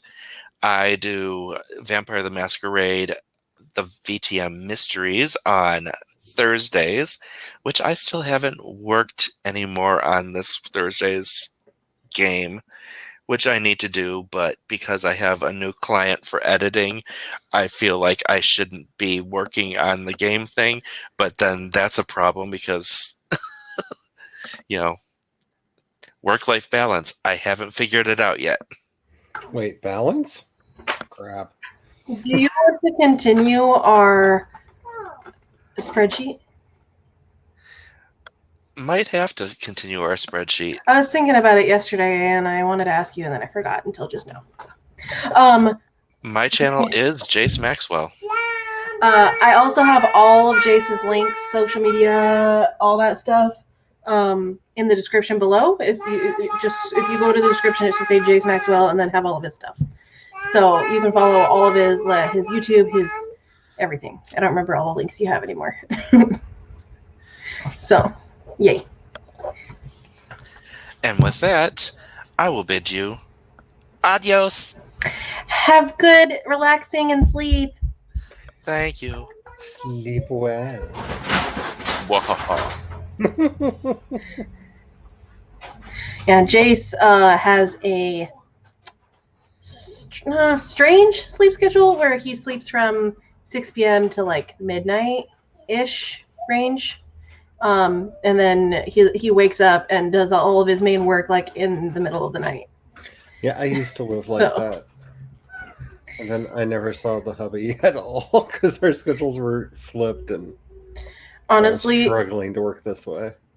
If I didn't have Noelle to take care of, I 100% would do that because I am 100% a night owl, and I always have been, and it's always been difficult for me to have regular schedules, like daytime schedules, because like even when I was in the Army and I had to get up at 4 because I had like my PT and stuff in the morning, it was a nightmare. I got in trouble all the time because I would always sleep in because I have really bad insomnia at nighttime. I can sleep like a freaking baby during the day for some reason, but I have really bad insomnia at nighttime.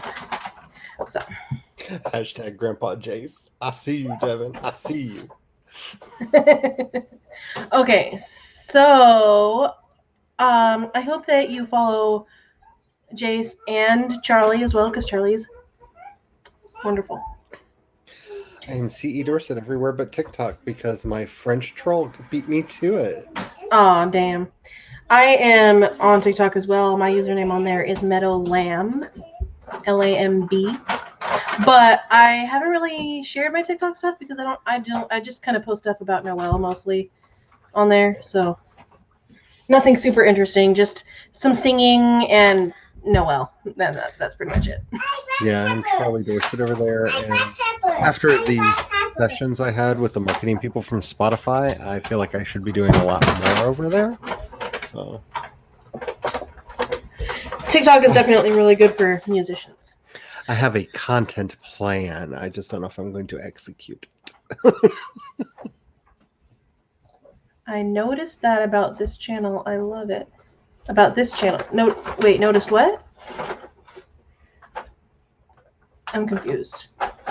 About the strange sleep schedule? Or Noah, what the hell are you doing, child? I don't know. Specify if you want to. I am just a little bit confused.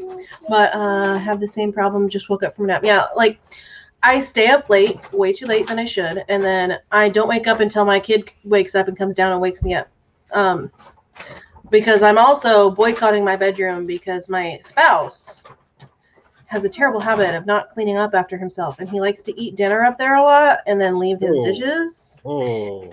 And I told him I am not going to be sleeping upstairs again until he cleans because it smells nasty. It's time for a full Lysistrata. And literally, I clean the whole rest of the house, all the chores. That's me, because I'm a stay-at-home mom. He works like 70 hours a week. I got it. I don't mind. However, and I have made this very clear to him, that his nightstand and that whole section of the bedroom, that's on him. I will not clean up his dirty dishes that he leaves there or his trash.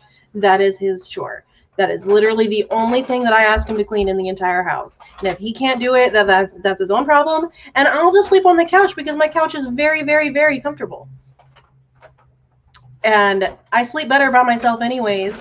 And so I can just lay on the couch and watch movies for like 3 hours and then realize, oh shit, it's 3 a.m. I should probably go to sleep now.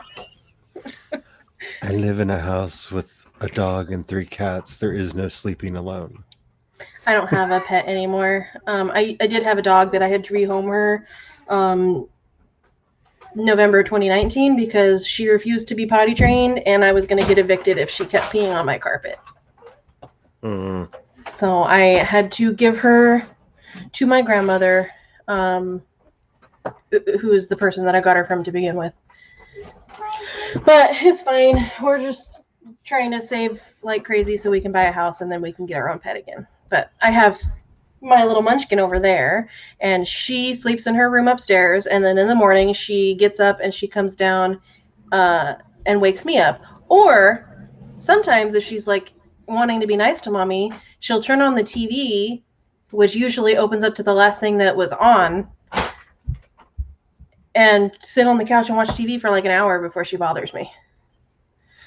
She'll just like climb up and sit in the crook of my knees, like because I sleep on my side. Yeah. And she'll climb up, get under the blankie, and sit behind my knees and just watch TV for like an hour. And then she'll tap me on the shoulder, "Mommy, I'm hungry." I'm like, okay, I need to wake up now. Yeah. Noelle is just too cute. She's precious. She needs to take a nap though. She's being crazy. Can you go lay down, please? No, I'm a grasshopper. You're a grasshopper? I miss the days when I had knees to be a grasshopper. Yeah, I also don't have the knees to be a grasshopper because I have too much weight to carry. Don't run upstairs, kids. Don't run upstairs. Okay. Well, now that I've talked about my personal life a bit, we could do another sprint. Yeah, I'd be down with that. Let's do it.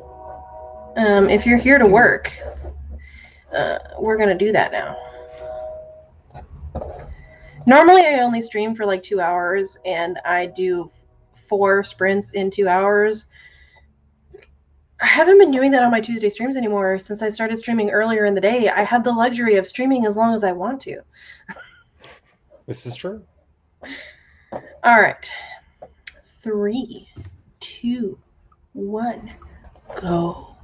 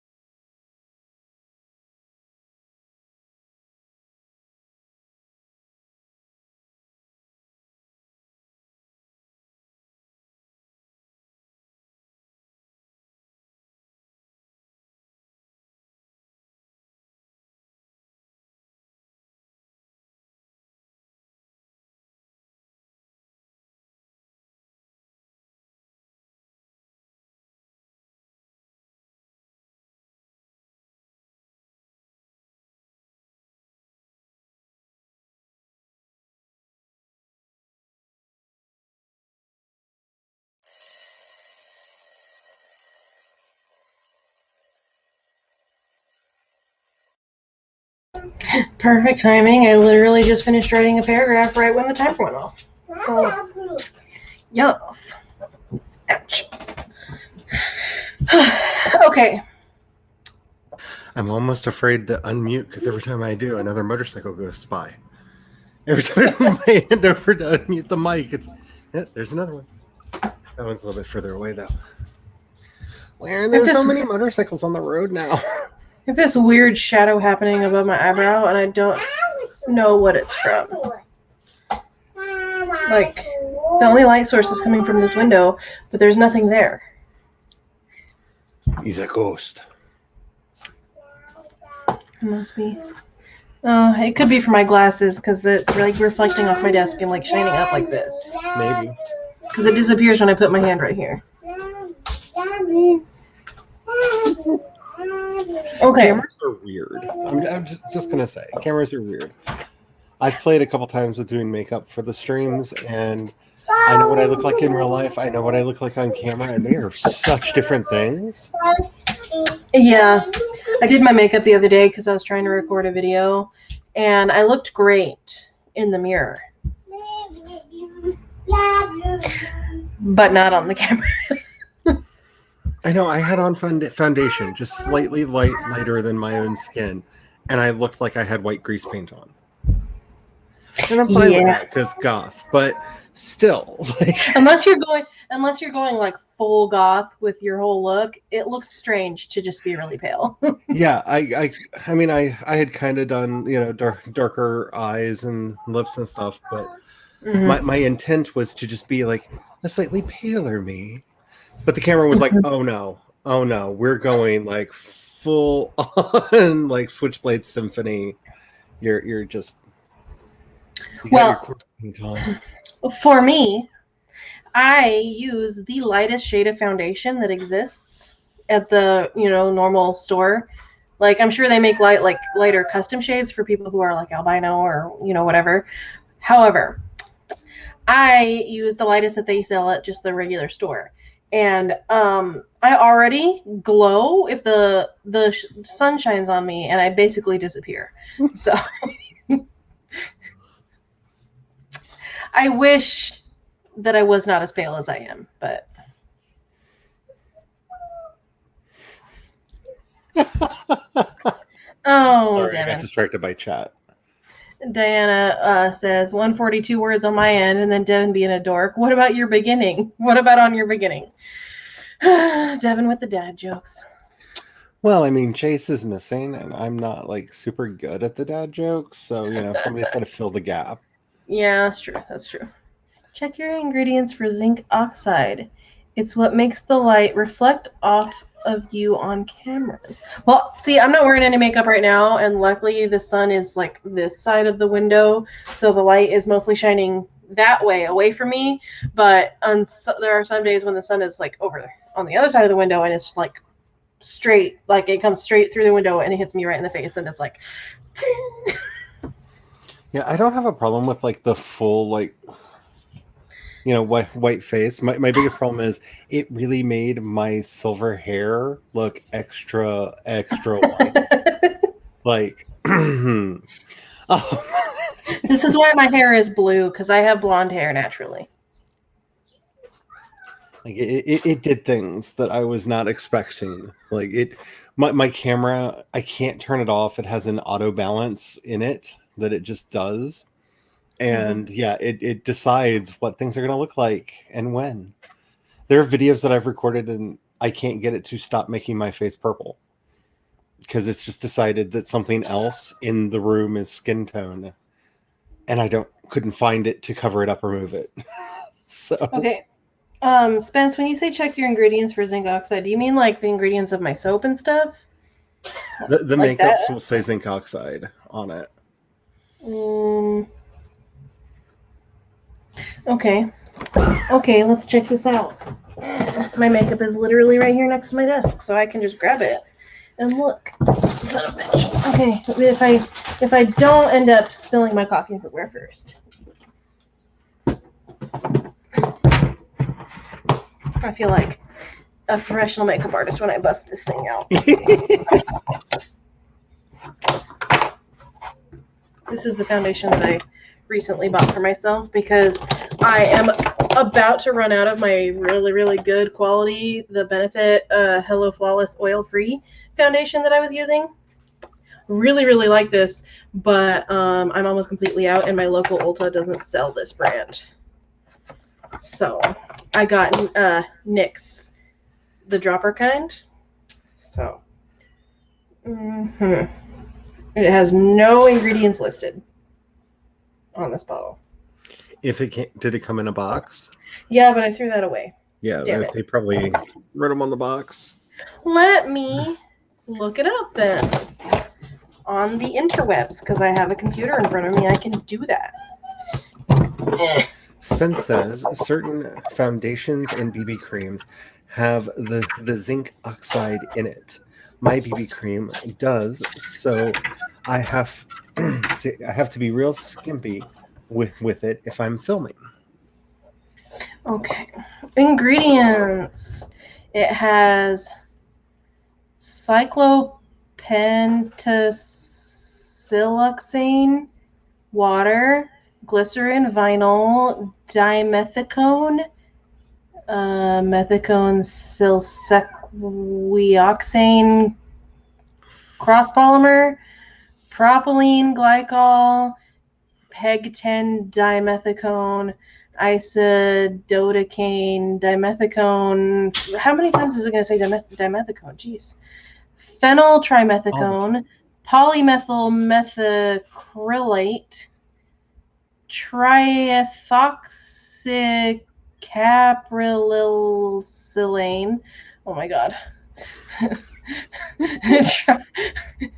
Trimethylsilicate, propylene carbonate, distiardimonium, hectorite. I have to click to read more. Dang it. Oh, there it is. Ah! No! Go away. A coupon popped on the screen. Let's see. Ethylhexylglycerin, phenoxyethanol, may contain titanium dioxide and iron oxides. So I guess no, it doesn't contain the thing that you said. Yeah, depending on what they're using for payout colors, it's usually either zinc oxide or titanium oxide. See, I am porcelain ivory. What are you doing? What are you getting into? What is that? You're playing with the dice? You're not supposed to play with the dice. You better put them away. Noelle has taken a pillow and a blanket and has wrapped herself up like a little burrito over by the back door and is laying there watching all the birds fly around. Aww. Through the window. But now she grabbed Jordan's bag of dye that we use for magic and is playing with those. I also use this primer. Would that affect that as well? Yeah, if it's got it in there. Again, it does not have the ingredients listed because of fucking course it doesn't. Of course it doesn't. Why would it? Why would it be helpful? It kind of takes my approach to life. Why be helpful when I can just be? I really like this primer, by the way. It's called the Benefit Professional Primer because it eliminates your pores. Yeah, I need to invest in a better primer. Ingredients.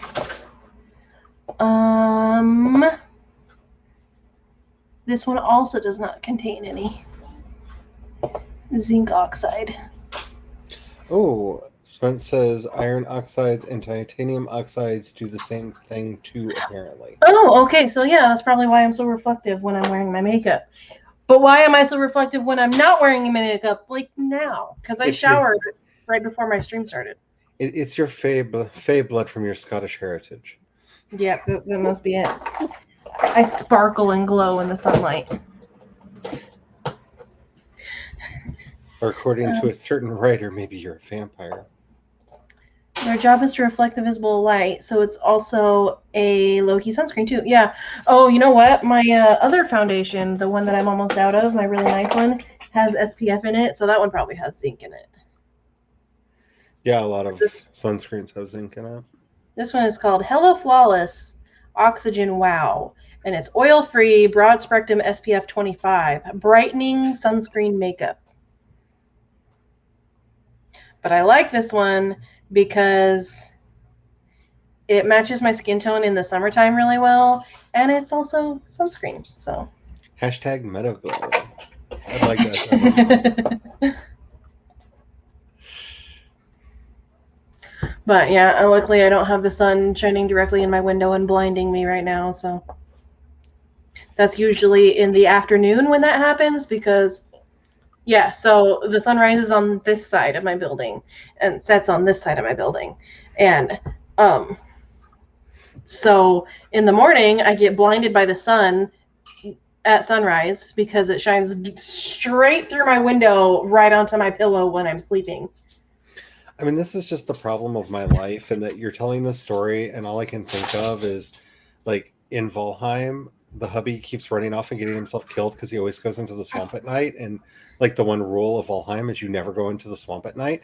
So I literally built sundials at all of our settlements so that he can tell what time it is to hopefully keep him from running off into the swamp at night, because I'm getting tired of running him back to his body.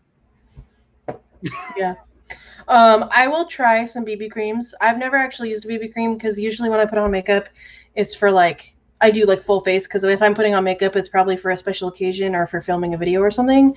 So I usually go full everything. But if it's just like, I do want to start wearing makeup day to day more. So I guess a BB cream would probably be better because it would take a lot less effort for me to put makeup on every day. Yeah, I use the CoverGirl BB cream most of the time, especially when I'm doing videos and stuff. Yeah. Another problem that I have with when it comes to makeup is that I have to shave my entire face because of my polycystic ovary syndrome. I have really bad beard hair that grows in, so I have to shave all of this. Otherwise, the foundation doesn't go on smoothly, and you can see all of my facial hair. I have a similar problem, but it just involves not being able to afford electrolysis. Oh, another annoying thing. My mom has polycystic, and so she's been giving me a lot of advice for, taking care of issues like symptoms that come along, like facial hair, all that kind of stuff. And she waxes now. She has a wax kit at home for hard wax, and she waxes all her whole beard and everything. And she's like, "You should do it too." And when I was there a couple weeks, not this last weekend, but the weekend before, and I slept over at my family's house, my younger sister was like, "Here, let's wax your beard, and you can like see how nice it feels to wax instead of shaving." I like broke out so bad. Oh yeah. Afterwards. Yeah, I stopped waxing because I have enough pain in my life. I don't need to add. Like the facial hair that I waxed off definitely is growing in a lot. Like it hasn't grown in yet, and like the stuff that didn't come off with the waxing has grown back in already.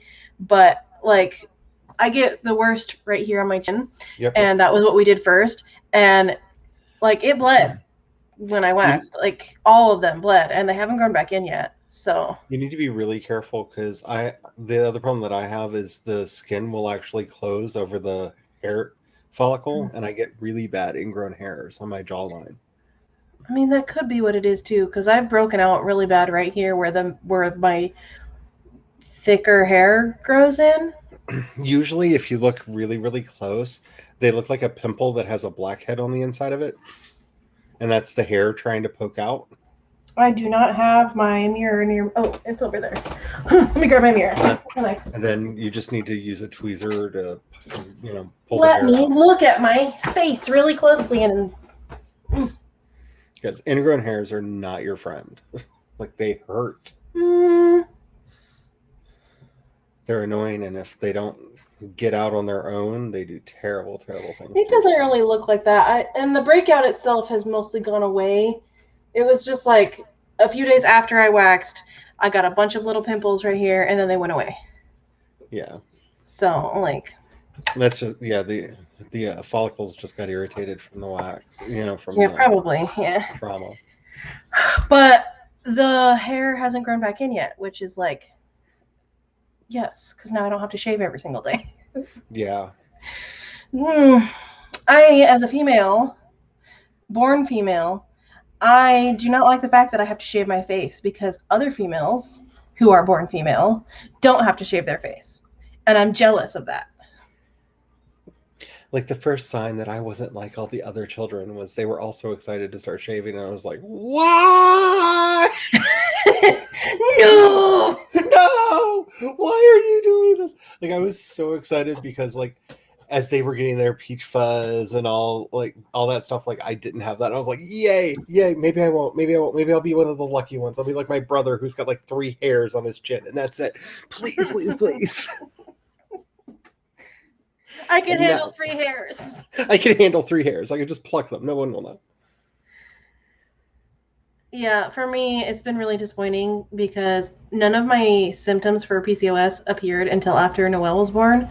And I used to be very thin. I didn't have a problem with excess body and facial hair. I didn't have a problem with my weight. Like, I was healthy and I was perfectly fine. And then I had Noelle, and my body was like, oh, now's my time to exhibit all of the symptoms. Yeah. So now I have all the symptoms.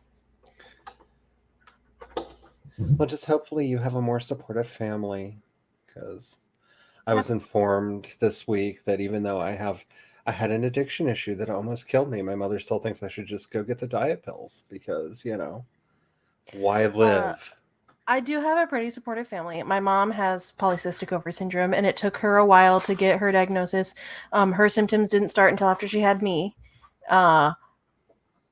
And she said it was really, really hard for her because like she also used to be very thin and she was very active. And even after she had me and she was still constantly gaining weight, she was still super active. She said, I was too young to remember, but we used to go on hikes like daily, and like she was super active. But one of the symptoms of polycystic is uncontrollable weight gain because your body has an insulin resistance with polycystic ovary syndrome. So she was gaining weight and couldn't figure it out. And it took her years to get a doctor that would actually look at the symptoms seriously and diagnose her, because she had every single symptom except for cysts on her ovaries. And because it's called polycystic ovary syndrome, they wouldn't diagnose her because she didn't have any cysts on her ovaries. That's So a big problem just in general of doctors not believing women about their own bodies. yeah, so it took her years to get a diagnosis. And then it took her even more years to find a treatment that actually was able to help her. It got to the point where she was over 400 pounds, and she was like, she tried all the methods you can think of for losing weight and nothing would work. And finally she got on a newer medication that just came out like somewhat recently, like a year or maybe 2 years ago, something like that. And she's lost over 100 pounds, and it's only been like a year and a half since she's been on it. Nice. And she keeps saying I should try to get on it, but because it's newer, it's not 100% covered by insurance, and I highly doubt that the VA would pay for it. Well, you never know until you ask, because we didn't think the VA was going to cover a lot of my brother's medical issues. Right. Even though we're pretty sure they caused them. Yeah. I'm not saying that he has like late stages of radiation sickness, but he did move a lot of the depleted uranium shells that are supposed to be 100% safe, and has all the symptoms of being exposed to radiation. Oh, funny that. I wonder what happened there. I wonder. Yeah, for me, it's just rough because the VA is just really slow. They cover a lot more than you'd think that they would cover, but they take so long to do anything. Like, Not gonna argue with that. Example, I found out I was pregnant with Noelle in July, at the end of July. I remember it was July 26th because it was the first day of the reading rush that summer, and I was in the middle of reading 13 Reasons Why, and I had this sudden urge to go take a pregnancy test, just out of nowhere. I was just like, I was reading, and I was like, I should go take a pregnancy test. So I got up at 12:30 a.m. from reading, and I took a pregnancy test, and then it came back positive, and I was like, well, fuck. And I went back to That's reading. a thing now. Yeah, and then I woke up Jordan, and I because it was the middle of the night, and I was like, Jordan, come here. And I had him come into the bathroom, and I was like, what? He's like, what do you want? I was like, just look at the counter. And he looked, he saw it, and he's like, oh, cool. And then he went back to bed. And I was like, that's not the reaction I was hoping for, but all right then.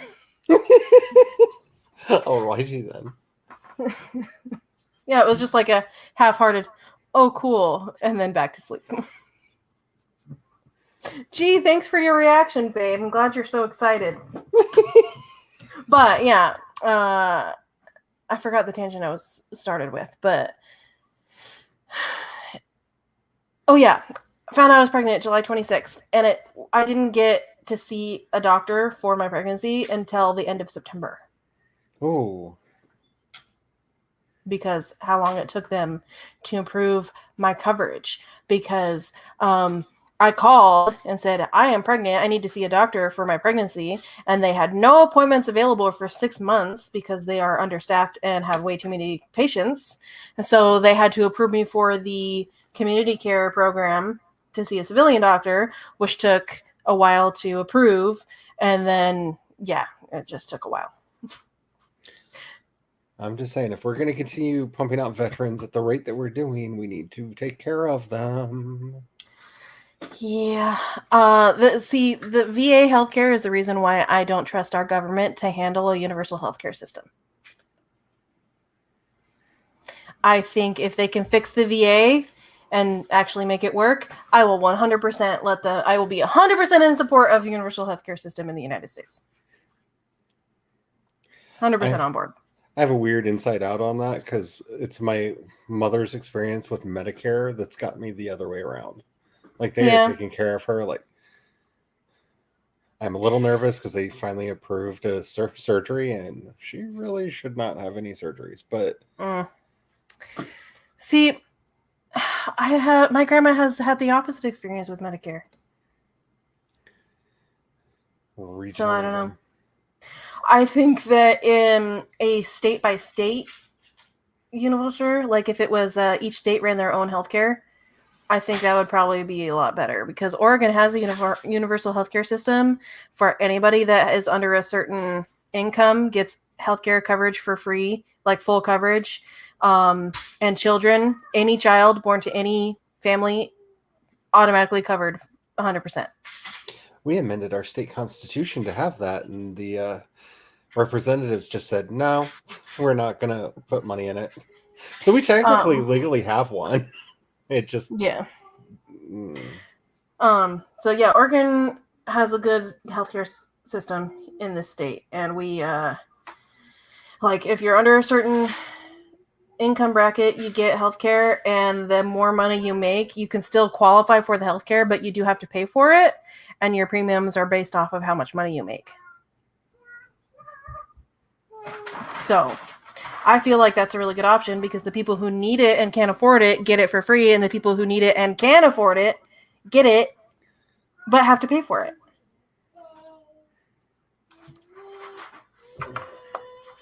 Yeah, I don't know. My issue with that logic is that there are aspects of the government that are actively trying to sabotage the VA.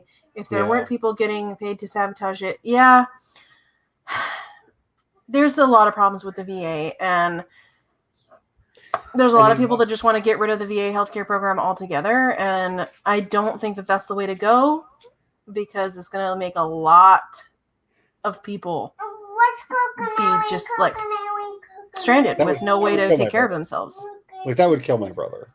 Yeah, If so it wasn't for the VA, he would not be alive right now. Look, it's a diamond. What is it? And the thing that annoys me most about that, Spence, It's a diamond. Oh, wow. is a lot of the people who are sabotaging the VA are the same people that run around screaming, support the troops. It's a diamond. And like, That'd be nice. Why don't you actually do that? Yeah. It's a I diamond. It's a recently diamond. heard a It's statement a from the vice diamond. president saying that we should cut off the veterans and take that money from the VA to It's a support diamond. refugees It's instead. a diamond. It's a diamond. So I don't know if it's 100% true because I haven't looked into it yet because I only heard it a couple days ago, but that makes me really wary. All right, enough about politics. Let's move on. No more politics. It's my It's a fault that we started. diamond. It's Yeah, a diamond. It's a diamond, even though it's not actually a diamond. Show the diamond. It's a diamond. It's a diamond. I don't know how that's a diamond, but it's a diamond apparently. It's a diamond. Also, I think Noelle is double jointed in her fingers. I was just wondering that. I need grasshopper. Because look at that. Look at that. Yeah. Yeah. That makes me uncomfortable. Yeah. That made my knuckles crack. That makes me so uncomfortable. Diamond. Yeah, my She's knuckles like- just. Ugh. Because I can't. This is my finger. It doesn't go any further back than that. None of my knuckles do. They are Yeah, when I straight. hurt my knee, the doctor grabbed my knee and tried to bend it the wrong way around. It was like, "Does that hurt?" I'm like, "Yes," but honestly, that would have hurt before I hurt myself. Whose knee bends that way? Stop it! How is that a diamond, Noelle? Let me see. Let me see the diamond. That just looks like two circles. It looks like an infinity sign. No, it's a diamond. God, that makes my fingers hurt just looking It's at a diamond. It's diamond. It's a diamond. Diamond. Diamond. The way to go, in my opinion, is to remove for-profit healthcare altogether. Yes. I agree. That's going to be a really hard time getting that to happen, though. Well, To it used to be illegal to make money off of the healthcare system. So Snopes said that certified satire, like she was joking when she said it, or she didn't say it. usually certified satire means it's part of taken out of context. Gotcha. Go. I will look at. Stop! I will click on that link when we start the next sprint.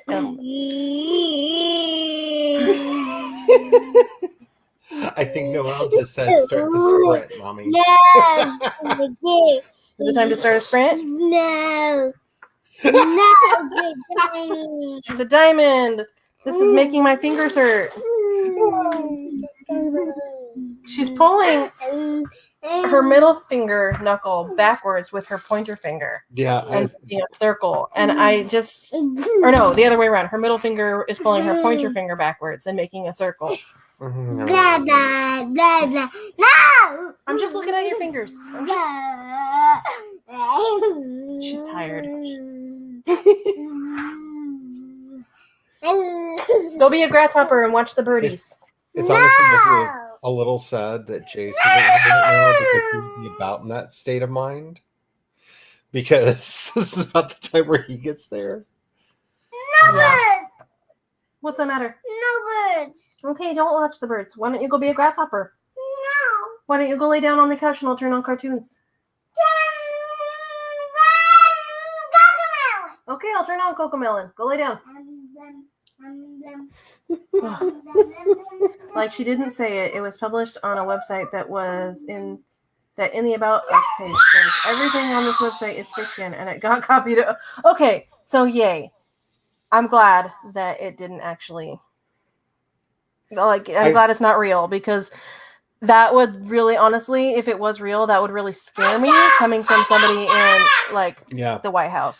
I've watched so many pundits take the Onion seriously that I'm just like, how do you not know? I'm not saying that this was on the Onion, but I've seen that so many times. I'm just like, yeah. Well, when I saw it, it was somebody else that was quoting it like in a completely different context and didn't say where they were quoting it from. They just said this is in Kamala Harris's words and read the quote. So I was like, I always look into the stuff first before I actually fully form my opinion on stuff. But just hearing it, I was worried. My personal favorite thing is how many news articles, when you hear something that that doesn't sound right, and it goes back to some YouTuber that has 150 subs who said something as a joke that somebody quoted, and then through the game of telephone it became the gospel truth. Mhm. Her imagination is going to help if she plans on following. Hey, I think Noelle could potentially be a writer. She's very imaginative. But I also think that she could be a singer because she's actually, for a 3-year-old, she sings real well. Yeah, she does. She's a little bit tone deaf, as most toddlers are, but she holds a tune pretty well comparatively to other 3-year-olds. Yes. All right. Well, thank you for looking into that for me, Spence. I appreciate that it is, in fact, not real because that just... Noelle, please stop hitting the blinds. That's too loud. Because that worries me. If that was real, or something that somebody in the White House actually said, that's what would scare me. Just normal politicians saying it doesn't scare me because they can't really do anything about it. Somebody in the White House, however, is a lot more likely to make it happen. Yeah. Stop it! I think I need to put Noelle to bed on this spot. Alrighty. She immediately stopped what she was doing and laid down. Yeah, it's time for a nap. If you don't want to go to your room and take a nap, then lay down right there on the couch. Right now, lay down all the way. Lay down. And this is where we learn her secret talent, that she's going to be a corporate negotiator.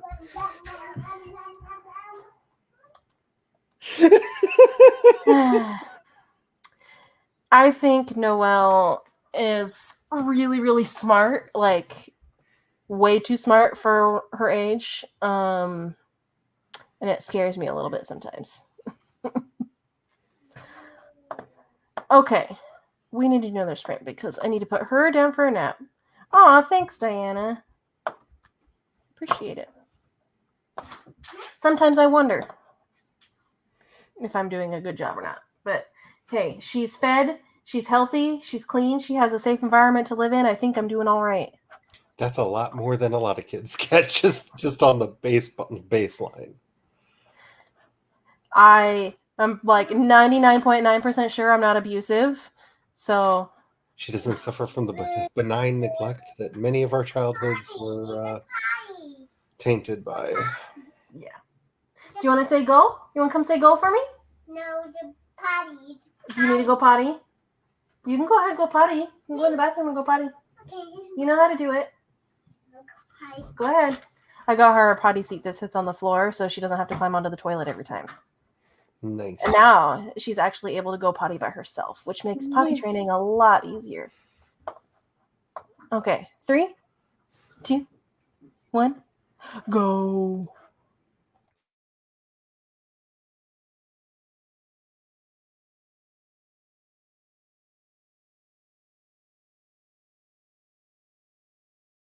Yes, I will definitely be doing that, Devin. She'll be so embarrassed.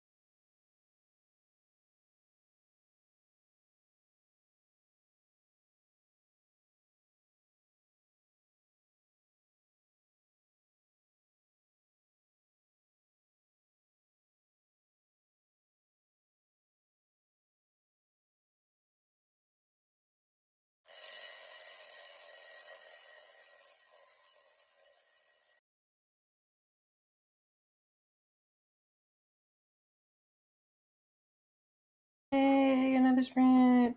Yay! I did not write very many words because I went and put Noelle in her room for a nap. And I may or may not have bribed her with ice cream, the promise of ice cream when she wakes up. That works for me. She just didn't want to go lay down. She wanted to, lay on the couch, lay on the couch. It's like, no, honey, you're not going to sleep if you lay on the couch. So I was like, okay, if you're a good girl and you go lay down in your bed and take a nap, we'll go get ice cream when you wake up. Okay, and she went down, no problem after that. But now I have to go get ice cream after she wakes up. So. Okay, I need to turn off the TV. But I am too lazy to get up and move. So I'm going to use the remote on my phone. Hey-ho. I love technology. That's what lazy people do.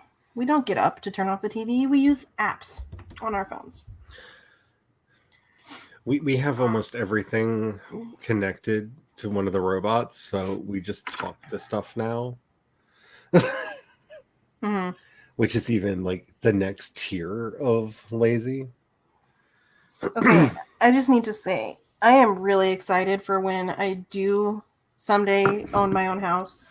And I have, like I told Jordan, when we buy our house or build our house, because I think it'd be really cool to build our own house. And Jordan thinks it would be cool also. Whether we buy or build, one of my requirements, I need an office, a room with 4 walls and a door that is just mine. And I just can't wait for that day because I can take the printer off of my desk and I have more desk space because I'm kind of cramped right now because the printer has to be here. But I'll have the printer on its own little table and I'll have my desk. And I'm going to get a Vector. I can't wait.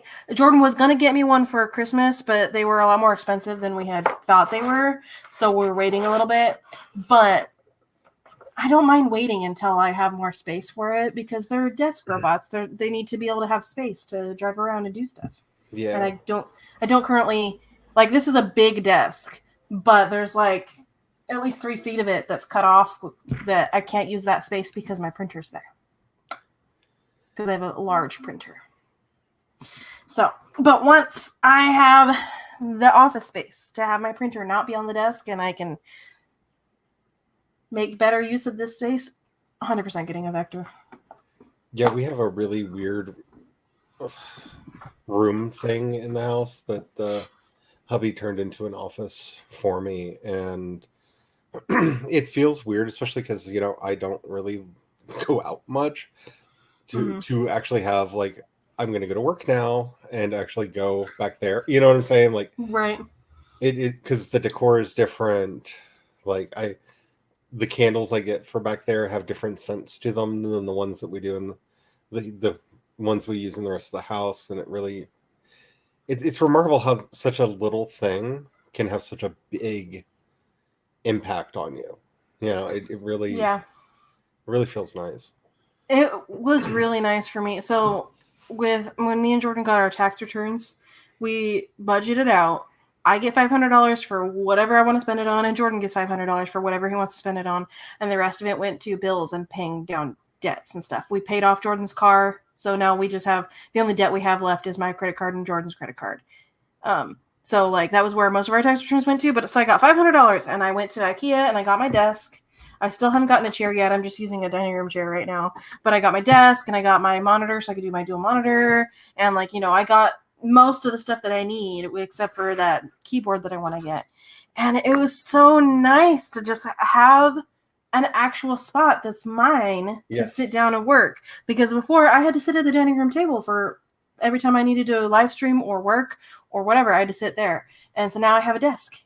And yeah, it's in my living room, but this corner of the room is just mine. It's just my corner. And I don't think people understand how much of a psychological benefit that is. Yeah. It really is. I used to, the shelf over there that the TV is sitting on used to be in this corner. So the way I had it is that the one that the TV is on was, in the same, like, on the same side that it's on now, but it was sitting here. And then the other one that has Noelle's toys all over it, that one was on top. So then it was shelves, and then there was a space that had like a picture frame hung up. So I moved the shelves over there, got rid of the crappy TV stand that was there because it was too low and Noelle destroyed the TV. You can't see it from here, but there's scratches all over the screen, and it's... But, so now it's up higher. She can't reach it anymore except for the power button. And then the other one has all of her toys in it.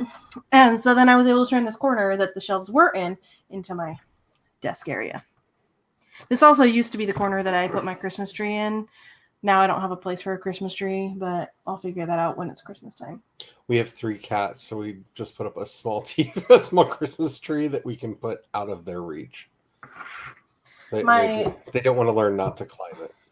Okay, so there's like some garbage on my desk right now because I've been too lazy to go throw it away because it's from Jordan's lunch and my lunch. But right here, I have this part of my desk that comes out, and it goes all the way into like here, but it pulls out all the way back here and like branches out from my desk. And that's like the perfect spot for my sewing machine. Yep. Like, obviously it's not there now because I don't need it. It's put away. But when I need to sit down and sew, I can just set it here and turn, and it's like the exact perfect height because it's like about 2 inches lower, maybe 3 inches lower than the main desk part. It's just so nice. Yeah, and Diana, for me, I'm more into like the Advent wreath and stuff like that than I am the Christmas tree. So for both of us, it's not that big of a deal. We still decorate and stuff, but Christmas is my favorite time of year. Christmas season. I have only fond memories of Christmas time, and I take Christmas very seriously.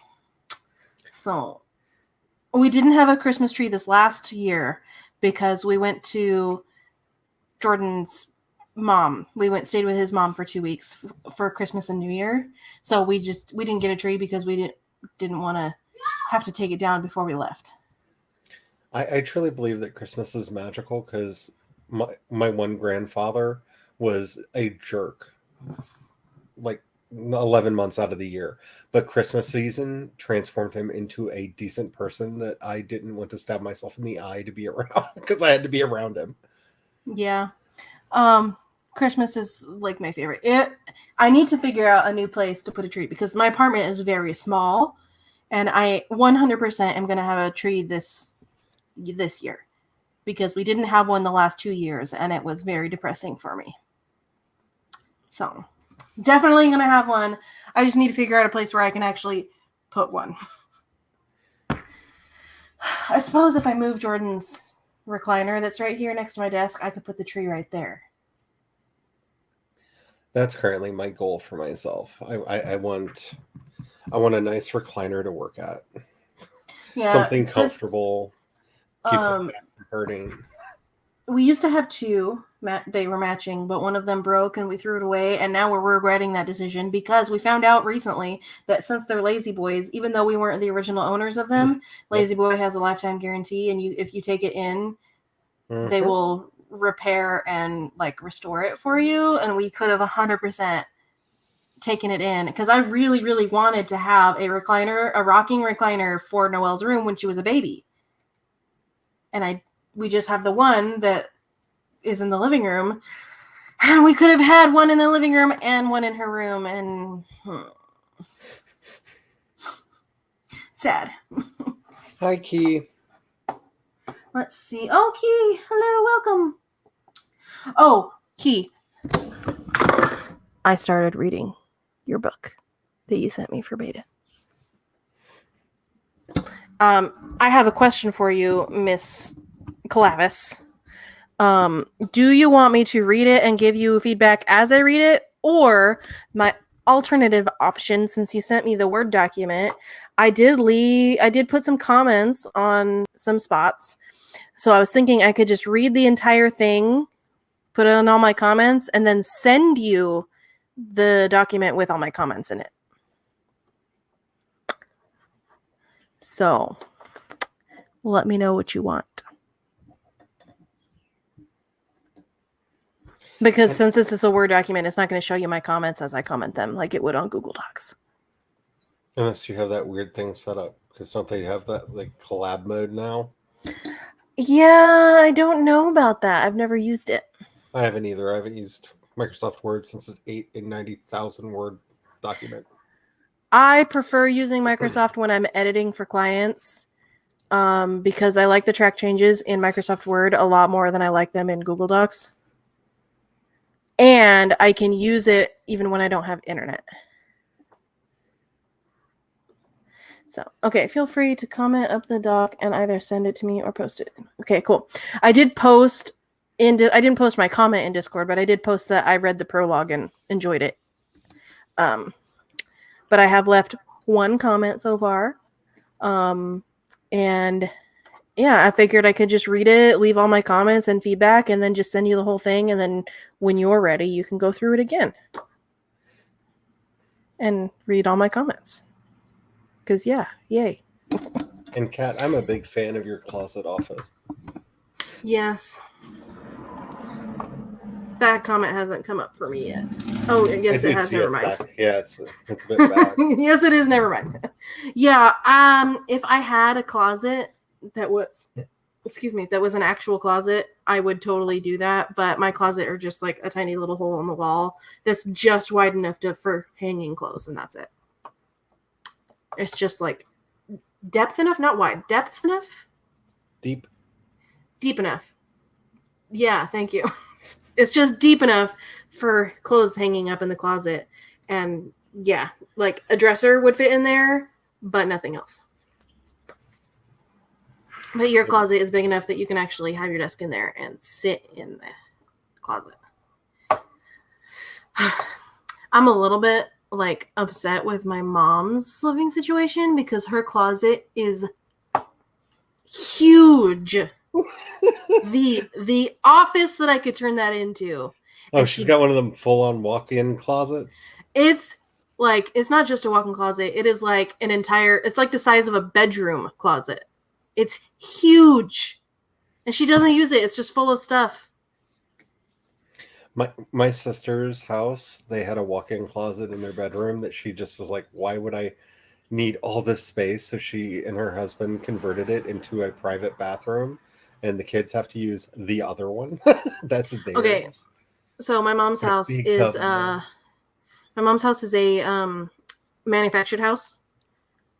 And she lives in the master suite. So like basically the way the house is set up, you walk in the front door into the living room, and then you go straight through. There's the kitchen, and then there's the bonus room, which is technically would be the family room, but they split it in half.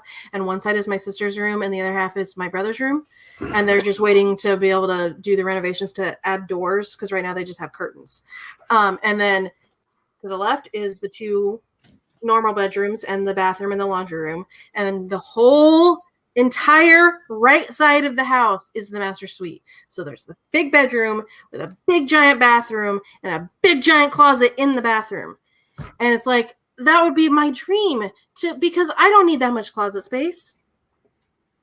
I can turn that closet into my office, and then I'd have a bathroom right there. I won't lie, I would love to have the need for that much closet space because I really like clothes, but clothes are expensive. Yeah, the amount of closet space I have now is probably just right. Like in terms of storing my clothes, it's like just the right amount. I have a lot of clothes in there, like more than I should, but they're clothes that I'm like starting to go through and getting rid of a lot of stuff because a lot of the clothes that I have kept are stuff that I used to fit into when I was skinny, but I'm going to get rid of them because even when I do lose weight, I'm going to want to buy a whole new wardrobe for myself at that point because that's like such a big transformation to lose enough weight to fit into those clothes again in the first place. Yeah.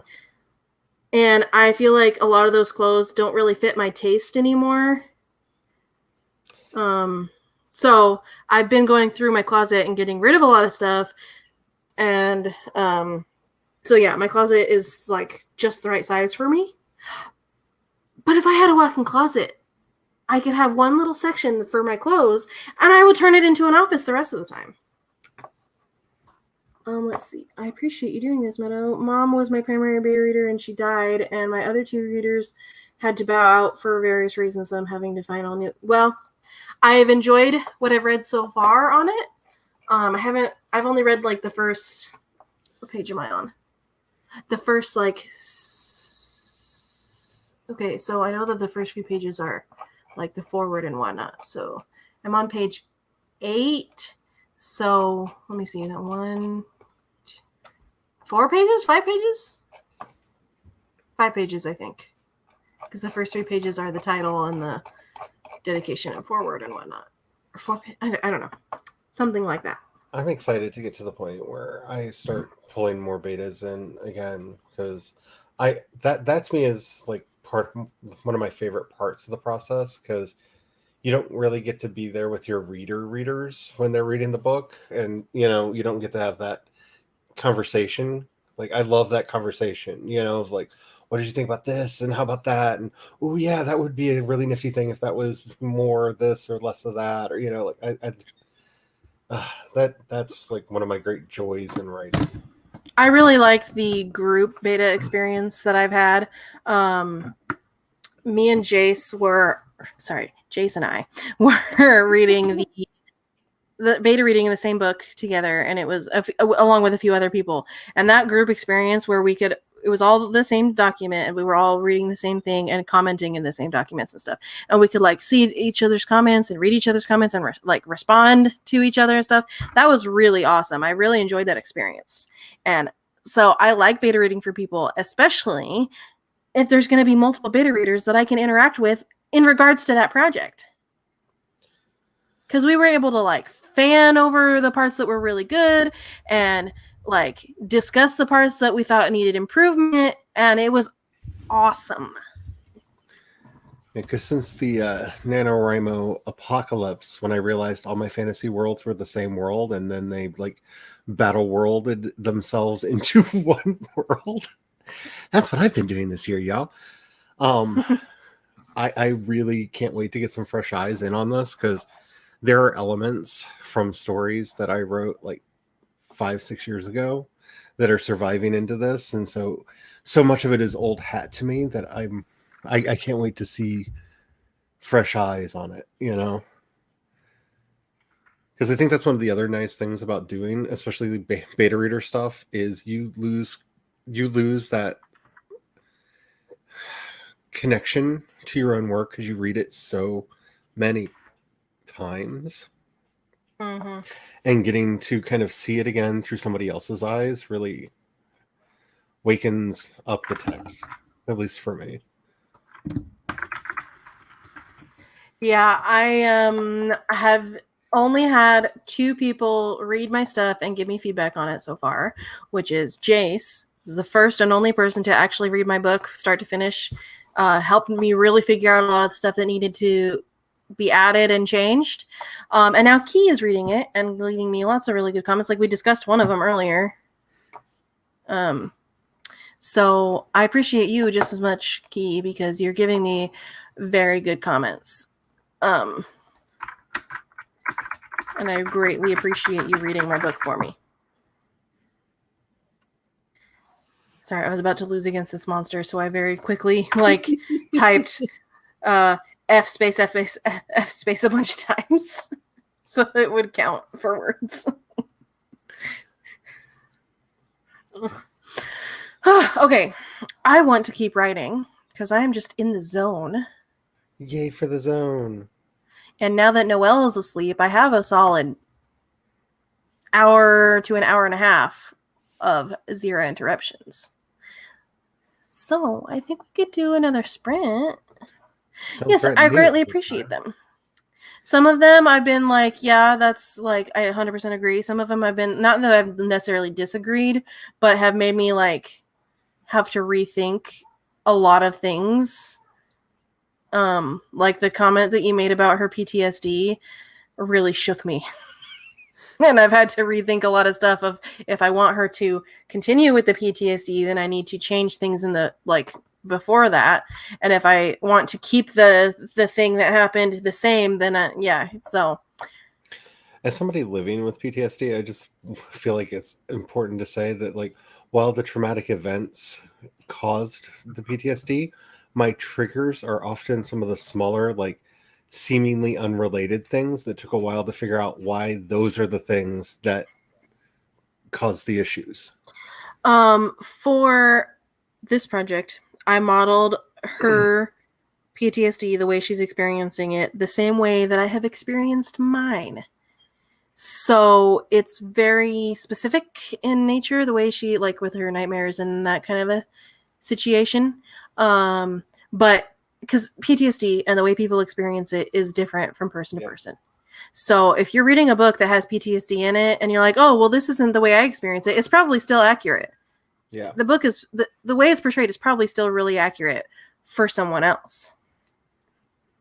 So there's that to consider if you're like looking for good representation of that kind of stuff. But for me, she experiences it really similarly to the way that I experience it. Like the thing that gave me PTSD is very different than the thing that gave her PTSD, but they exhibit in the same way. Because I'm like, I'm not going to go and give her PTSD symptoms that I don't even know about.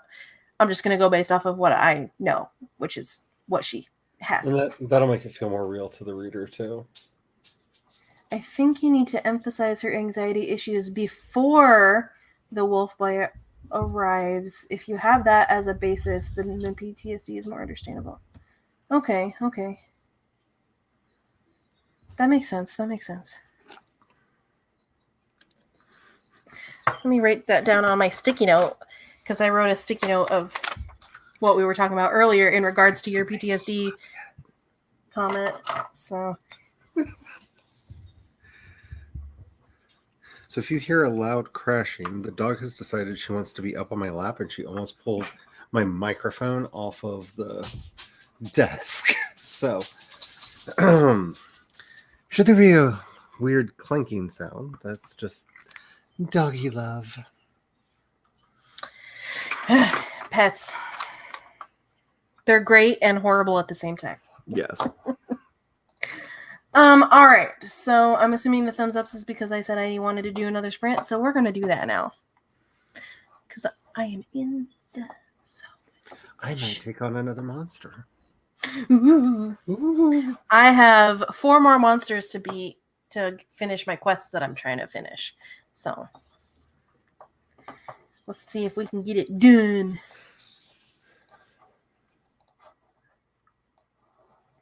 Alrighty. And in 3, 2, 1, go. Get them words in.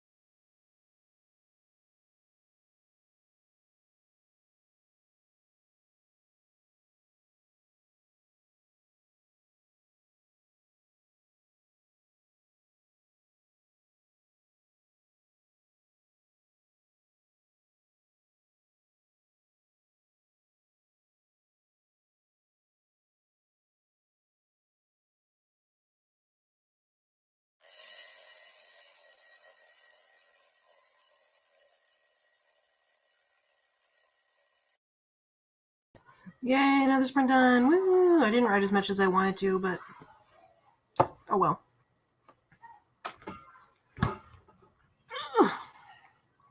I did make popcorn though, so I feel that. I decided to make tea, and for some reason thought that the water would start boiling like instantly. So I just kind of stood around, like wondering why it was taking so long to boil. Like my mind really wasn't getting like there's heat exchange and it takes time. Like just like why are you like? I literally lived a watch pot never boils, basically. Long story short. yeah. I'm still figuring out the right ratio of popcorn kernels to oil because these are still a little bit bland, and You remember to put your salt in at the beginning. I put salt That's in usually- and oil in, and then I put more salt after it was done, and it still is just kind of tastes like plain popcorn. I wish the hubby was here. He spent about a 5-year period perfecting the art of the pop. I can't say the rest of the word or the dog will be bothering me all night until she gets some. I may have already said too much. Yeah. So, I don't know. I'm still figuring it out. I don't know if I need more oil or maybe I should add more salt. But it doesn't really have that butter taste or that salt taste. It might also be the popcorn that you're getting, because we found that I forgot what brand it was, but one of the brands of popcorn we were getting, I said it. Please be asleep. Please be asleep. Anyway, I think she's asleep.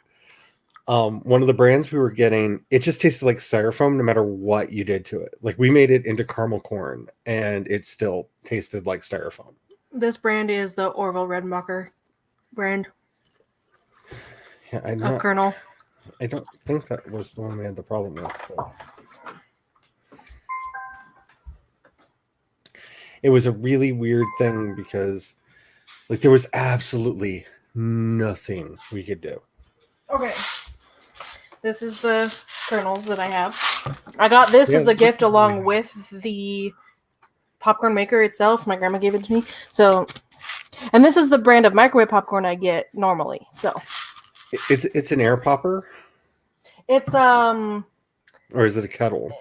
it's got a cooking plate thing and a stirrer, and you stick the so bowl it's on a it. kettle. Yeah, and then this is the oil that I have. And I added 4 tablespoons of the oil for a half a cup of kernels. And then I added a bunch of salt before and after. Weird question. Did you taste the oil? I did not. Because if you just put a little on your finger. It smells really movie theater buttery. Well, see, some of them actually try to get off from having it bend. Yeah, it definitely tastes like butter, but really, like, it's not as strong as butter. I think your batteries are low. My, I don't know. Maybe it was me. is this better? I just heard a lot of crackling for some reason. Well, I don't know if it was. do I sound better now? Yes. Okay, I might have just not been talking to the microphone very well. I don't know. It was weird. It tastes like butter, but it's not a very strong butter flavor. But also, another problem that I'm seeing here, it's 0 sodium, so that could also be contributing. Yeah. Well, it's just it was the only one that they had at the store when I was getting it, because when I first started making popcorn, I was just using regular butter, but it was making my popcorn soggy. And also not making it taste like butter. Butter can do that, but if you can get either ghee at the store or just make a clarified butter and kind of render out a lot more of the water from it, then you won't have that problem. So I'll have to maybe just add a bunch more Like maybe double the amount that I actually need for this Yeah, to you actually might need taste like anything. Because the problem is the reason I asked what kind you had, because the problem that you're describing sounds like you've got an air popper, and that's not an air popper that you described. So. Yeah, it's here. I'll show it to you. Every time I stand up, I have to pull my shirt down. Picard maneuver. So while we were talking, how did everybody else do in the chat? Let us know. That would be lovely. This is my popcorn maker. It's dirty because I just used it, but it has this stir thing that spins around constantly while it's popping, and this whole thing heats up. And then you put the bowl on it. Yeah. It pops, and then when you're ready to eat the popcorn, you turn it upside down so that you don't spill your popcorn everywhere, and then you have a bowl. Yeah, that should be making much more flavorful popcorn. I think I'm probably just not using enough oil. So next time we'll add double the amount. The other thing that you might want to try is to coat the kernels in the oil too. Make sure that they're fully coated in it. Okay. Because if they're not in the flavoring, because I know that's one thing that he found is that he had to actually kind of submerge the kernels in the oil first and then put it all in, because it carries the flavor with it. And so if you get a kernel that didn't have enough on it, it just tastes flat. Yeah, so the first batch that I made, I did, a half a cup and 3 tablespoons of just regular butter, and it was hella bland. Then I started adding a couple extra tablespoons of regular butter, but it wasn't working. So I went to the store and got this, and I started with half a cup and 3 tablespoons of oil. Not enough flavor. So then I started doing it. Then the next batch I did 3 tablespoons of oil and salt.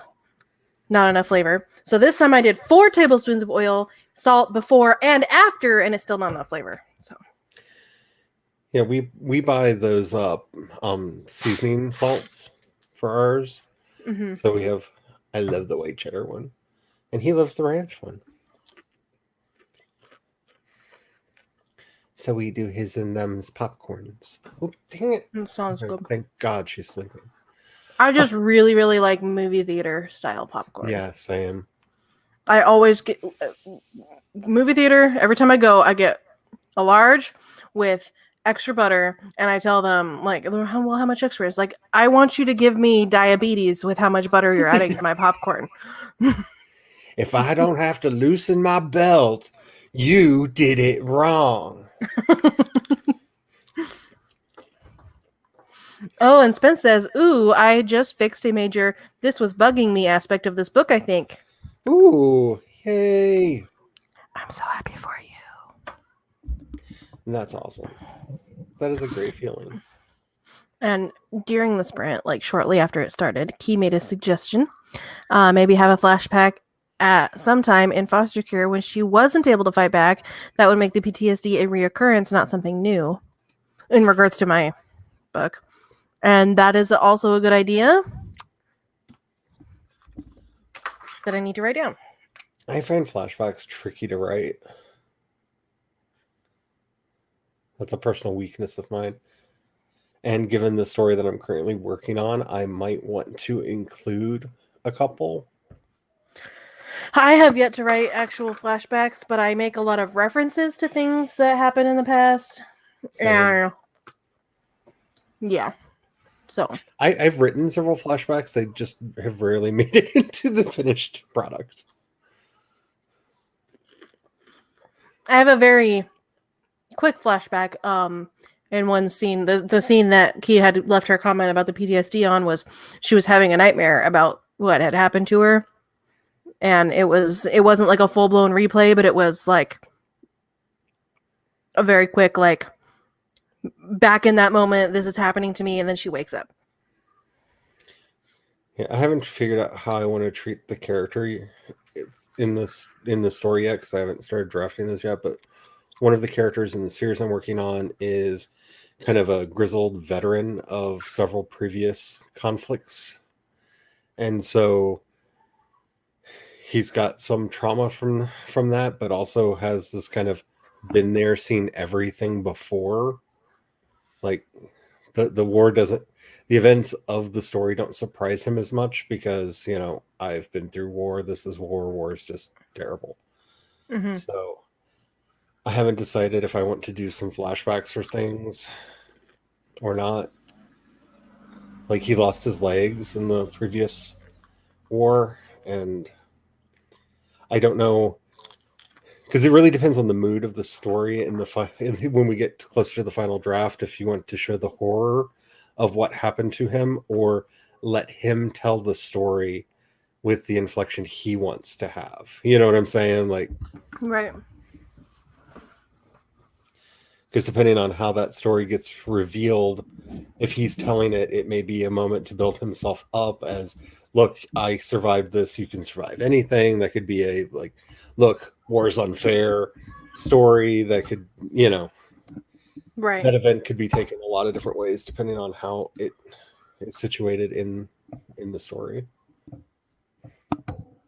It is such a hard time trying to find the right angle for this microphone. Because I don't like having it so low that I have to hunch forward to use it. Okay. Spence says, because I'm still coming back to the outline of that thing you read that I wrote this time last year. Yeah, I really enjoyed that outline, and I think that book will be chef's kiss when you actually write it. I love Spence's outlines, and I felt really self-conscious sending her mine. Because I'm like, yours are so awesome, and mine are just like, blah. My outlines are not detailed enough to have anybody actually read them. They are literally just plot point to plot point, no inner feelings, nothing in between, just like this thing needs to happen, and then this thing needs to happen, and then this thing needs to happen. And everything else I make up when I write it. Yeah, I tried to do that, but if I have a moment in mind, I know I won't have it later when I draft, so I do add those things. Yeah, some scenes were almost fully written in the outline. But I really wanted it to just be that. Yeah. Because sometimes when I'm outlining, I'm like, okay, I know this scene needs to happen. And then when I'm thinking about that scene or what events need to happen in that scene, I'll get like very specific dialogue. And I'm like, oh my God, I have to use that. And so I'll write that down or, something like that. But for the most part, a lot of the stuff that's in my book, like line to line stuff, is pantsed. So like, here's my outline.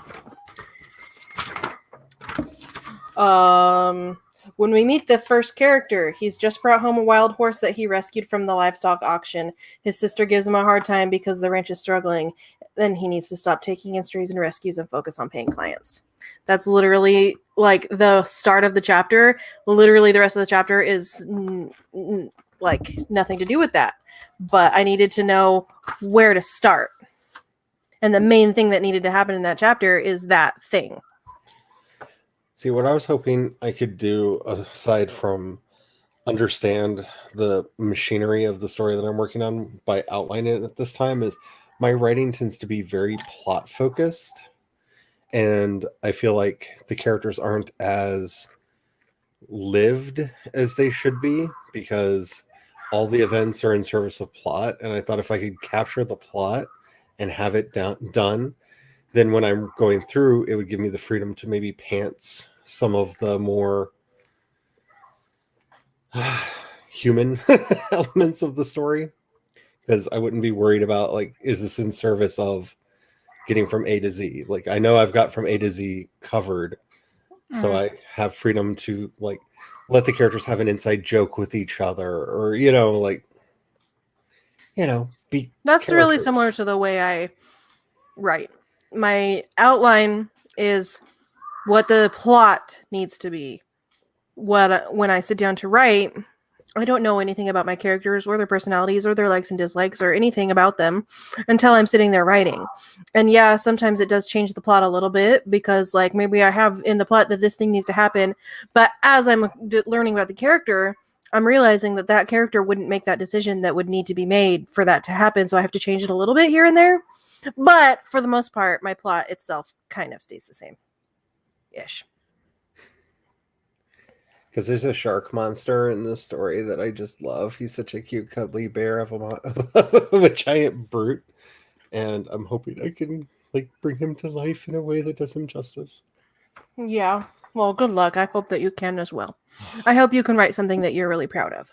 Yeah, that is the goal, I think, for a lot of us is to get to the end and be like, yes, I did it. Yeah. Because when I finished Crucify My Love, which I can't wait for that to come out into the world, I had that feeling, not because I think it was like a great book, but I think it's the first book that I wrote that was my book. It wasn't like my influences had been digested to the point where they were mine. They weren't, it's like when you listen to a musician and you can go, oh, that's a Jimi Hendrix guitar riff there, and that's a Led Zeppelin moment there, like, and you can hear all their influences on their early albums, and then later they finally like become them. Like, I think that's the book I found my voice on. Right. By the way, if you want to discuss anything I comment on, feel free to hop into my Discord. I'm usually there most of the day, every day. I might take you up on that, but I'm trying. Okay, so the project that you're beta reading for me, I am trying desperately to shelve said project for a while, but I can't seem to pull myself away from it. So I may want to discuss things right away. I may want to wait a while. I don't know yet. I will see when the time comes. My goal right now, in terms of my writing publishing career, this project that I'm working on now, my cowboy romance, it's going to be at least 5 books in a standalone series. I want to have the first 3 completely drafted, edited, and ready to publish, completely done by summer next year, because I want a rapid release starting in the summer. And I want to have the first 3 completely done, ready to go, so then I can be working on the last 2 and have enough time to actually focus on them and not be worried about publish one and then be rushing to finish the next one, I want to have them done, ready, so I can have time to work on the next ones. Yeah, I've been contemplating that with these because I am obsessed with obsessed isn't the right word. Like, my brain has decided that this series will be rapid released. Like, it's just, no matter what I think about it or want to happen, like, my automatic assumption is that I'm going to be doing something like that. Yeah. I don't know if that's what I want to do, but I feel like that's what I'm just going to end up doing.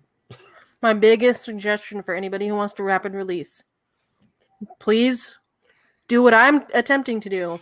Have at least 2 to 3 books completely finished, ready to publish before you publish the first one. Because if you do not, and you publish one, and then you're scrambling to finish the next one, you are going to hate yourself, and you're going to hate the process, and you're going to burn out. Make sure you're giving yourself time to get your books good quality. Because then again, if you're scrambling to finish the next one, then your books aren't going to be up to par like they should be. Yeah, back in, was it like 2007 when I was doing the Fates Horror serial, I expected them to pick it up for one story, and then when they were like, and the next one will be out in a, when are we getting the next one? And it was just like, wait, what? And yeah, it was a nightmare trying to write them all. And also bear in mind that you need to have a plan, because I got really upset because they decided they were going to stop publishing serials before the last 2 that I had written actually came out. Mm-hmm. But yeah, And keep dropping popcorn on the floor. I'm so upset. that's what dogs are for. I don't have one. Okay, if you can't pull yourself away, then your brain has something it wants to get on paper. If you want to hop in and talk about your CB romances, feel free to do that too. I'd be willing to be a wall to bounce ideas off of. Well, I appreciate that a lot. Chemo tends to kill my energy levels and my ability to think, so I'll be doing less writing as it progresses. It would be nice to keep my hand in somehow. Well, I will try. We could be critique partners if you want to. I don't mind that idea at all. I don't mind. I'm always looking to be critique partners with people. Because I feel like Jayce and I are critique partners for sure. Because we bounce all of our ideas. Like every time he comes up with a new idea for his book, I'm like probably the first or second person that he talks to about it. And same for him. Like, because I've read his first book and he's read my first book. And we've in detail discussed the whole series for those books with each other. So we know each other's stories really well. So like he's definitely my main critique partner. My other critique partner is my best friend, but he does not write anymore. He just is there for me mostly. And if he does happen to write something, then he bounces his ideas off me. But he mostly focuses on writing stories for his tabletop stuff. So he doesn't write books anymore. He does D&D and that kind of stuff now, which is perfectly valid forms of writing, and it makes him happy to do. So, like, all support to him. But because I'm not familiar with the format of that kind of stuff, he doesn't bounce his ideas off of me as much anymore. But he still is, like, always like, oh, well, tell me about your book. I want to hear about it. And given the popularity of YouTube channels and podcasts based around that, a actually viable path to, like, what would you call it? Publishing? Right. I don't even know what to call that now. But you know, well, okay. So getting your stories out there. My best friend Marcus, the one that I'm talking about right now, his main dream of like becoming published or whatever, he wants to write comic books. Oh yeah. And he's wanted to write comic books since well before I ever even met him. And he's not the best artist in the world, but he is amazing with ideas and characters and creating really, like, he's an amazing writer. He just is not an artist. And so he does sketches, like rough sketches of his comics and stuff, but he would need to partner with somebody who's a really good artist. Then and he could write the stories and then they could write draw the comics for him. He needs a Jack Kirby. So that's like his main goal. But right now he's mostly focusing on the RPG stuff. That's a cool goal to have. Right. I would like he's been talking about starting his own comic company for like longer than I've known him. Like we've been friends for over a decade now, and he's been talking about doing his own comic book company since before then. So that's cool. And with Comixology and everything, it's a lot easier than it used to be. Yeah, for sure. So I root for him all the time. All the time I root for him. And he bounces some ideas off of me still, but mostly he does his other friends that are more experienced in the RPG stuff than me. So yeah, I'm looking for CPs. If you want to be my CP, I'll be your CP. I don't think I've ever had like a full-on critique partner. Like that kind of, like I hear people talk about this relationship, you know, of like working together with somebody like that. And I don't think I've ever really done that. I think Jayce is the first person that's been a true 100% critique partner for me. Like me and Marcus have always been like bouncing off ideas from each other and reading each other's stuff, but it's never really been that true like critiques type thing. Yeah. Because like back in the early days, Em and I did a lot of like early reading for each other and like bouncing some ideas off of each other, but you know, not. I guess what I'm saying is I'm jealous of this description that you're giving of a critique partner, and I'm like, how can I get like some of them? you gotta find somebody that will love your story just as much as you do, and somebody whose story that you can love just as much as they do. Yeah.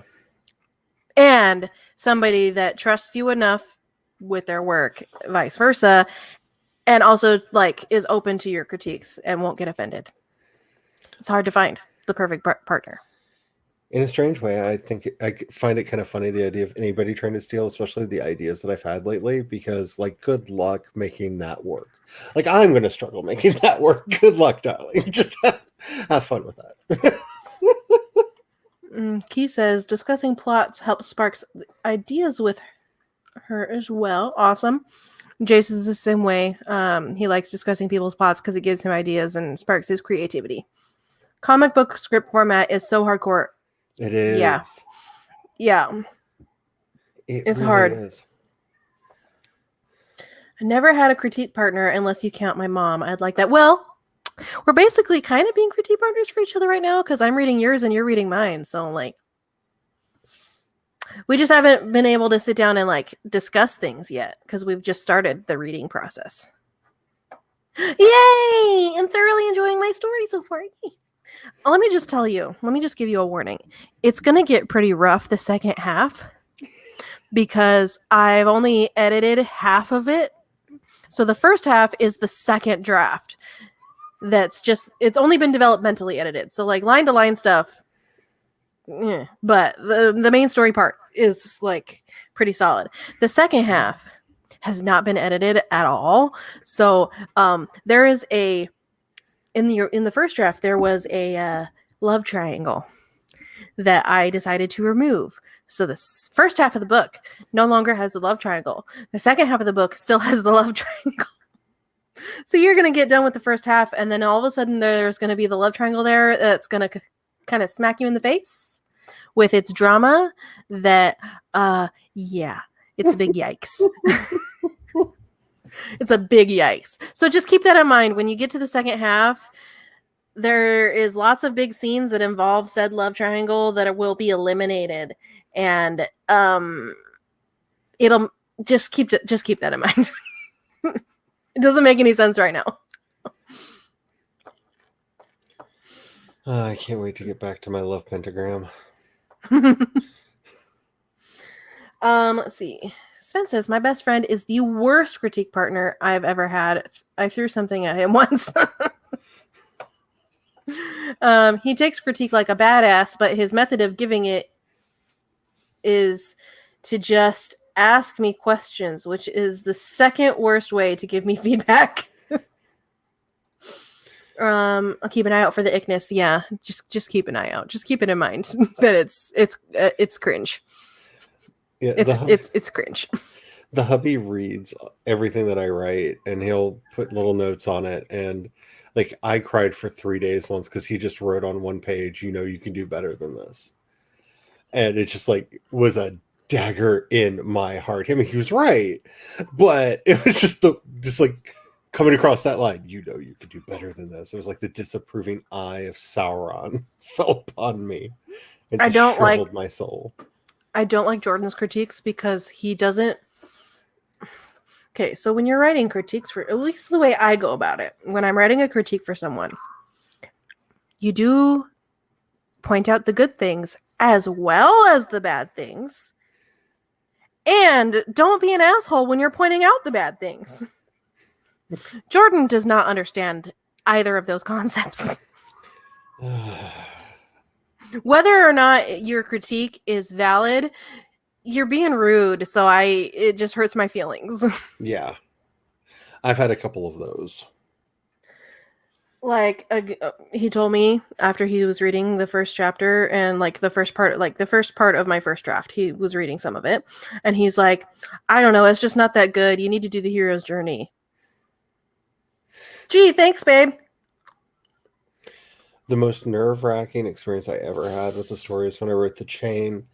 The musician who wrote the song that inspired that entire world, that entire setting, found out I was working on it, asked if she could be a beta reader. And then she literally messaged me point by point as she was reading through the book. So I just sat there with my phone going, more feedback, more feedback, more feedback. And one of the most nerve-wracking experiences of my life. Like, I've listened to your music since I was 16. Like, don't destroy me. Don't destroy me. But I actually gave her permission because I told her if she didn't like it, then the project would never see the light of day. Because it was heavily inspired by a song she wrote. Okay, Spence said, we don't work together on projects very well either. We're really good at brainstorming together because we're both monsters and turn a ha-ha funny romp into a gut-wrenching tragedy. And then says, I would love if someone looked at my writing and said that to me, Charlie. Hey, to each their own. Oh, it just I don't know, maybe it was just the day I hit it on, but like when I saw that, it just destroyed me. It just like, brought me to my knees. But then again, I also have in my office one year for Christmas, he got me the World of Ice and Fire book and a copy of all of the George R. R. Martin books with a card that he like hand lettered that said, you can do better. And like that was his like I believe in you gift, and like I still get misty eyed when I think about it. Jordan is good at encouraging me without reading my stuff. Like he'll be like, "Oh, you're actually like." If he is not actively reading my book, he's like, "You are a really good writer, and I believe in you." But once he starts reading my book, he's like, "Well, this is wrong, and this is wrong, and this is wrong, and this is wrong." It's like, "Oh my god, I thought you said I was a good writer."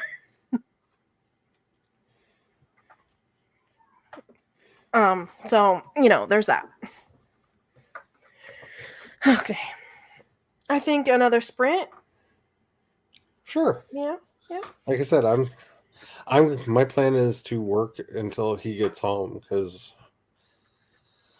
I have this dream that like I'm going to get all these words, but I may Yeah, just get some of them.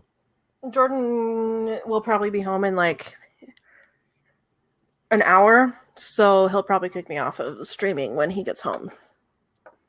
Because then again, I have been streaming for 6 hours, so It's been a while since I've been on a forever stream. I don't know. When I first started streaming, I used to stream for like the entire day. Yeah, same. I cut back on streaming because Jordan complained that I was streaming too much, and I was like, okay, that's fair. I am streaming a lot, so that's fair. All right, let's do this sprinty thing into my jigger. 3, 2, 1, go.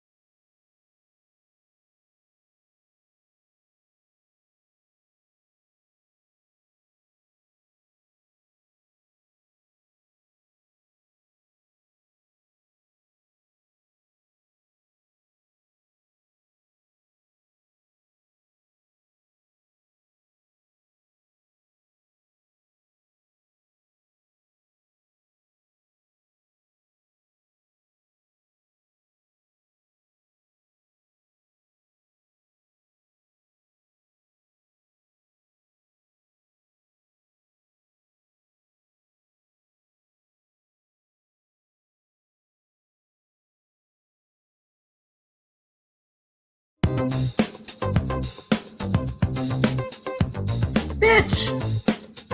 Bitch! There's not supposed to be ads on my timers.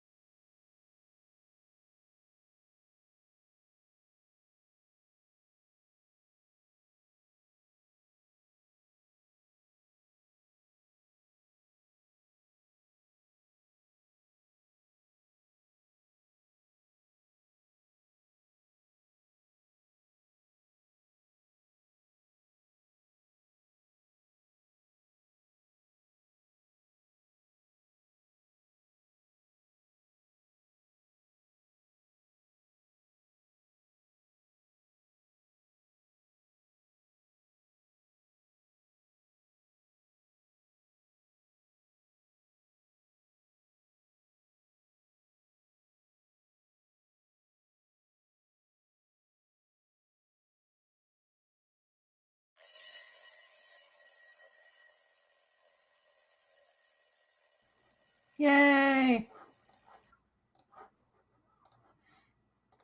Another sprint is done, and I need 13 more words to beat these monsters, so I'm just going to type those really quick.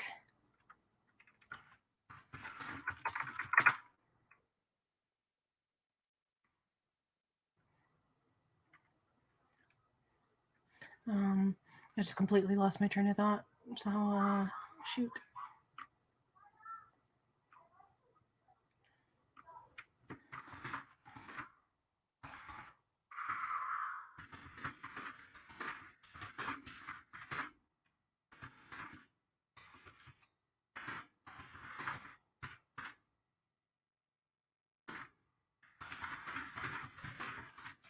Yay, okay, I beat that monster. Yay! Woo!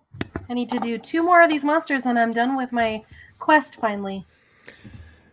Yeah, I had to finish what I'm hoping is appropriately passive-aggressive dialogue.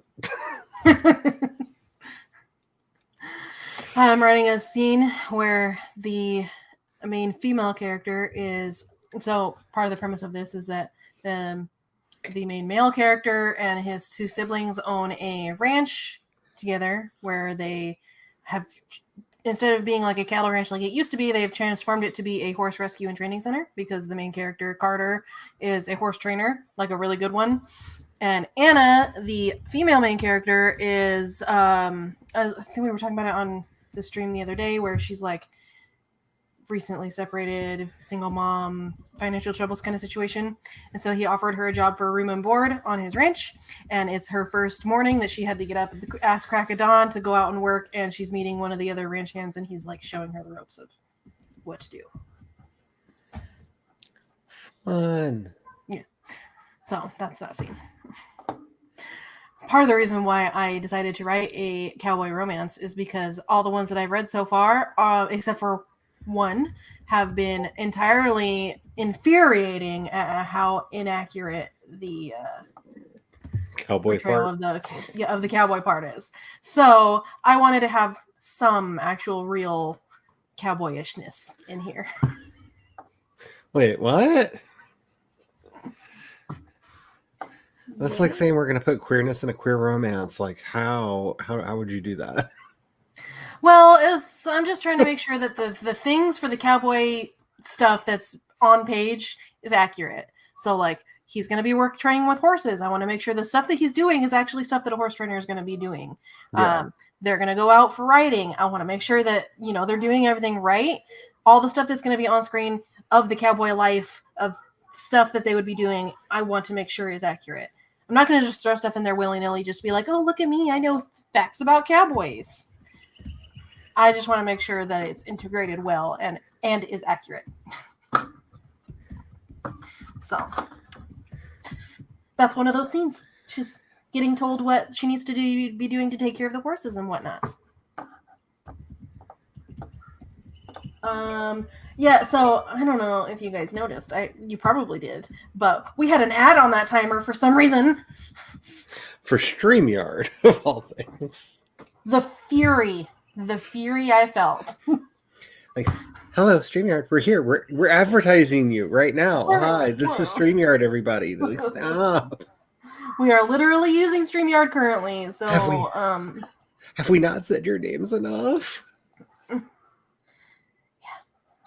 I guess I've used the timer enough times in a row that it was like, oh, we're going to put an ad on here now. Like, bruh, it's a timer.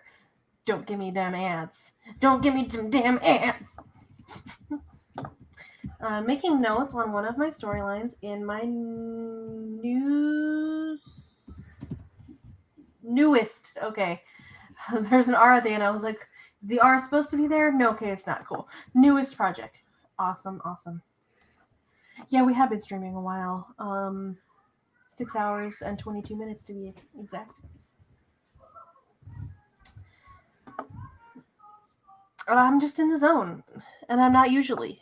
So I am not, but I can live in the basking light of your zone and pretend. Yay!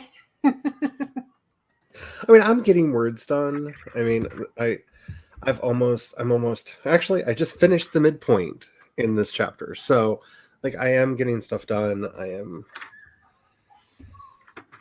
moving forward. I'm proud of you. I have desires like I have memories of like, you write faster than this. Yes, often, but not now. I'm just basically gonna try to stream and get as much writing done as I can before either Jordan gets home or Noelle wakes up. So, whichever one happens first, I guess. Because I know for sure Jordan's gonna tell me to stop streaming when he gets home. So. That's not bad. I got 187 words that time. I'm bouncing over here during my sprints to give y'all view time. Because view time. Well, thank you. I appreciate that. Let's see. I don't know how many words I've actually written. Because according to this, for the words, I have written 1,812. But that's how many words I have typed, not how many words are actually here. Yeah, I'm using my Scrivener count. And according to it, I've done 814 words so far today. Well, let's see. I've written one complete chapter, start to finish, which was 1,309 words. And then I started a new chapter. And so far in that chapter, I have written... Gosh, dang it. Oh my god, why must you do this to me? God damn you. I want... There we go. That's what I want. Copy. I was hoping this would get faster since I have so much of it like already worked out. 389 in the other one. I don't know. Hopefully it'll go quicker once I get back over into Maeve's mind. I understand how Maeve works. Mm-hmm. This weird game that Sebastian's playing with like I get why he's doing it and just having a really hard time writing him without being like he's just an asshat, people. He's just that guy. like every other line I just want to write in there. This is the author speaking. I'm sorry for him. Like he's just a bad he's just he's just obnoxious. I'm sorry. Oh, awesome, Kat. Thanks for using my referral code. Yeah, so... Yeah, I used your referral code as well. The referral code, what it does for me is there's 4 steps. So if somebody uses my referral code, they have to create their account, finish their free trial, and then make their first payment to continue using the app. And then once that has all happened, I get a treasure chest with some of those crystals and stuff in them. Nice. So far I think I've had 4 people use my referral code. So if all 4 people that use my code, for the words and they make their payment to continue using it after their trial's over, then I get a reward. I mean, I do find myself I have a problem of oh, there's a monster. What needs fighting? I need I'm sitting here looking at this going, I need 63 more words to kill this guy. And so I think it might be working for me. Mm-hmm. And it's even more exciting in a way because I'm writing in my regular app and then at the end of the sprints, copying and pasting my words over. So it's getting to see how much you hit for. And I thought I was going to hit a bit harder than I did. And so it's giving me kind of that video game experience that I don't think I would have if I was actually drafting in the app. Oh no, I've referred three people who have used my code because it shows my referrals at the bottom of the referral page, and it also tells you what their referral status is. So I do like that they don't have an option of male or female. They just have body type 1 and body type 2. But I find that rather entertaining. But I kind of do wish they had a more, I don't know, Bowie-esque body type 3. Give me the androgyne. Right. And I definitely think that For the Words is worth the money because it's not that expensive to keep it. It's $4 a month or $40 a year. Yeah, I was looking at that. It's really not that expensive. to keep it, and I think it's worth. I think it's worth it. If it was like as expensive as some of these other like writing service things are, I probably wouldn't even use it. But because the price is so reasonable, I definitely think it's worth it. Yeah, I've used Story Origin for a lot of stuff over the years, and they just came out of beta and introduced their founder pricing that, like, if you lock it in now, that's your account pricing for the life of the account, not the, like, for as long as you use them. And I'm looking at what they're offering, and with the new features that they have, like with the newsletter swaps and stuff that they have built into it now, and basically all of the functionality of BookFunnel. And it's cheaper than BookFunnel. So it might be worth doing just to not have that bill. Mm-hmm. Oh, and also, if you guys use For the Words every single day, and you have to write a certain amount of words each day to maintain a writing streak, you get prizes for just for writing every day. You get prizes. Yeah, I saw that. And it's not that many. It's like 430 words, I think. I watched their onboarding video because they have a little onboarding video when you finish setting up your account. And I think they said it's like 430 words a day or something like that. You just have to write 430 a day, and you get prizes. And if you click on your if you go to your profile, it has a streak thing, or you go to your dashboard, it has a streak thing, and you click on the streak calendar, and it'll tell you what rewards you'll get on what days if you write every day. So I have a streak that lasted 3 days, but it didn't happen on any days that had any prize schedules for streaks. But like today, if I write tomorrow as well, I will gain 5 coins. And if I write tomorrow and the 15th, then I'll get leaves. I'll get the coins tomorrow and then the leaves on the 15th. And then there's no prize for the 16th, but I get 10 coins on the 17th if I maintain the streak. Yeah, I'm a sucker for stuff like this. I used Habakkuk for a really long time to keep track of my to-do lists. It's basically a similar idea, but for to-do lists and task tracking. You earn XP and you do damage to the bosses and stuff based on like checking your tasks off and stuff. And that worked really well for me until I realized like I don't know how to schedule my life anymore. And I ended up where it just got kind of dull because I was just doing basically dailies because it's like, well, I want to write this many words a day, and I wasn't using it for actual project stuff because my brain has betrayed me. And I like that For the Words has like a main story quest thing, as well as you can get your own quests and stuff as well, like side quests. But it has like a main story that you can follow along with as well, which is fun. I'm definitely going to need to do some intense flossing after I'm done with this popcorn.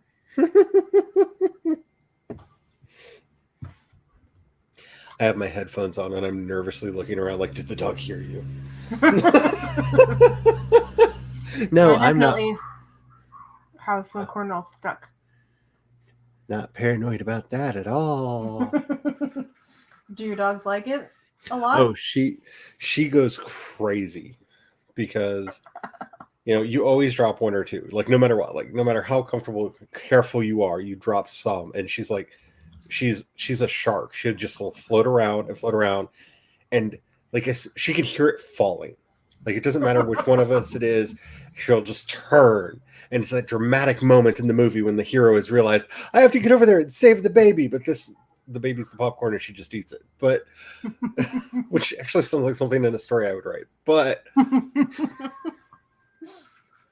yeah, she's all about it. We make her a bowl that doesn't have all of the fat and sugar, the fat and salt and stuff in it, so that it's not as bad for her. Yeah, plain popcorn is a good snack for anybody. Yeah, she loves it so much. And the stuff that we got her for anxiety is peanut butter flavored. And she had never had anything peanut butter flavored before, And we have learned since peanut butter is her like new jam. Like it is the greatest thing ever. And the hubby went in to make a PB&J the other day, and like instantly, like she just teleported to his feet and was looking up at him like, "I've been a good girl. Can I have some? Can I have some, please, please?" What kind of dog is she? There's actually a name for her breed, but it's a cross between a Labrador and a Border Collie.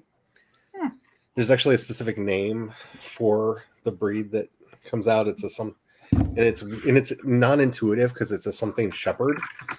But she is so You cute. said Lab and Border Collie? Yeah. Lab and Border Collie. I looked it up once and I used to know, and I'm just terrible with stuff like that, but she was an accident. Literally, a friend of ours' mother runs a pet shelter, and her mom was a stray in the neighborhood that got hit by a car right in front of the shelter. Oh man. And she heard the accident and rushed the dog to the vet, but the mother was injured so much she couldn't, they couldn't save her, but they were able to save 4 of the pups. And okay. I have looked it up. It goes by a few names, but the main one, which I will say last, is the one that's probably is like the most interesting. It's either called a Border Lab or a Border Collie Lab, or the main name is a Borador. A Borador. A Borador. It sounds like Spanish, like Spain Spanish word of some sort. A Borador. I was just thinking it sounds like a clan in Vampire the Masquerade. I'm playing a Borador. Did I just hear a car door? It gets way too early to have heard a car door. And I didn't get a text. Popcorn almost went down my cleavage. Okay, well now that we've figured out what it's called, which is a cool name, by the way, I really want to get a French Bulldog, but only if I rescue it. I don't want to buy one from a breeder because French Bulldogs have a lot of health issues. Yeah, all of our dogs are usually...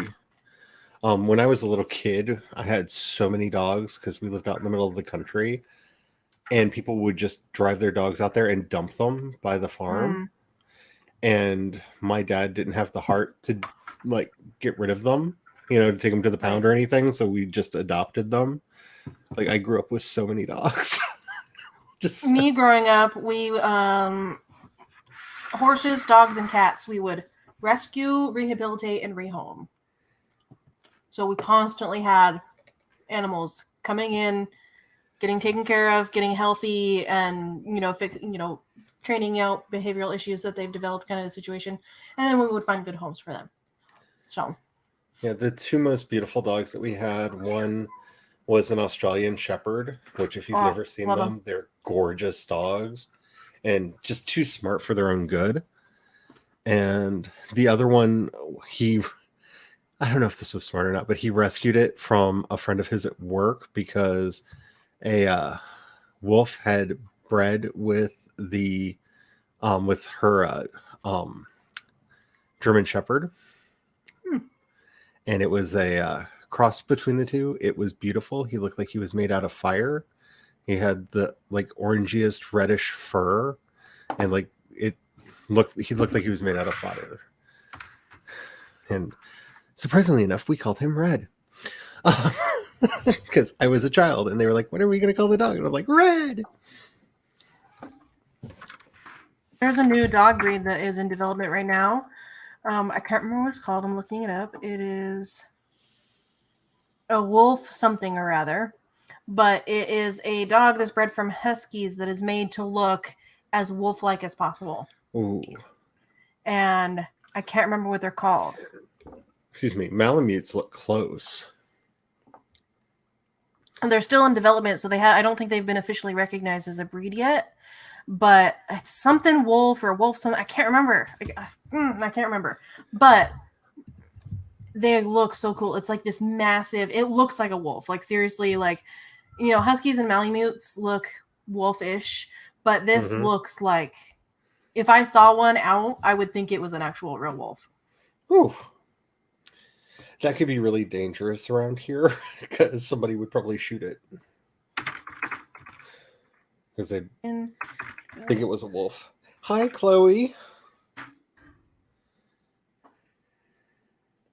Oh, it's called a lichen shepherd dog. Ooh, I like that name. Lichen shepherd, yeah, and they're currently in development. That has been turning heads due to its gorgeous wolf-like appearance.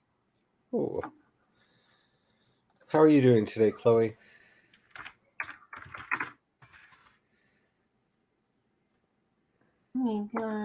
Let me look up some pictures so you can see what they look like. Yes, Meadow is on a roll, and we are all basking in the glory of her productivity. The glory of my productivity. Okay. Here is what they look like. Aren't they beautiful? And it's like a black wolf, too. Oh, my goodness. Freaking gorgeous. Those are going to be thousands of dollars, but I still want them. Yeah, they are hella expensive. But, like, I want one. Yes. Like, oh my god, look at the puppies. Oh. Yeah, but they are quite beautiful. They look like black wolves. Yeah. All right. Now that we've basked in the glory, of the shepherd dog, the lichen shepherd dog, I'm gonna put the timer back up so that I don't have to do it later when it's time to start sprint. Wait, what? You've been learning how to play Baduk? But for a game with 2 rules, it's extremely confusing. I have never heard of that game. Me either. Card game?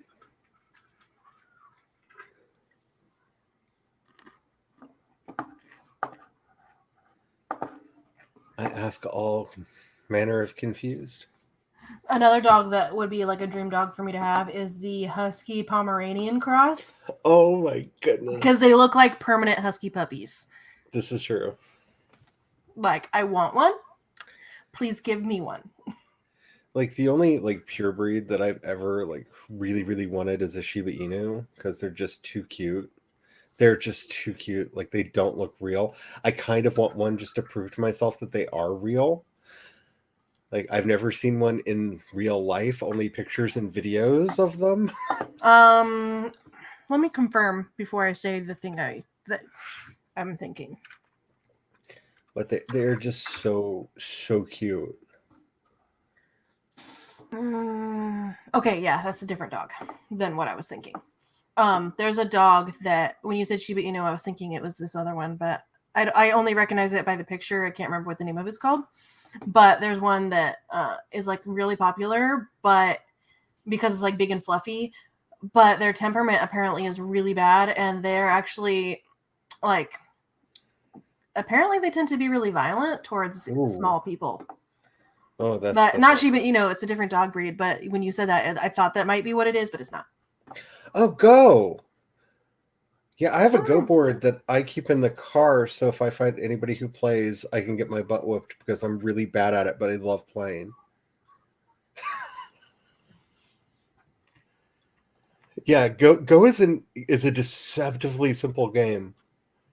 It is so much fun to play, even though I don't always lose, but I'm not in the target audience of being a champion, a Go champion. That's not how my brain works, but I love that. Yeah, this is such a fun game. Oh my god. So we bought some new Magic cards recently. Where are you?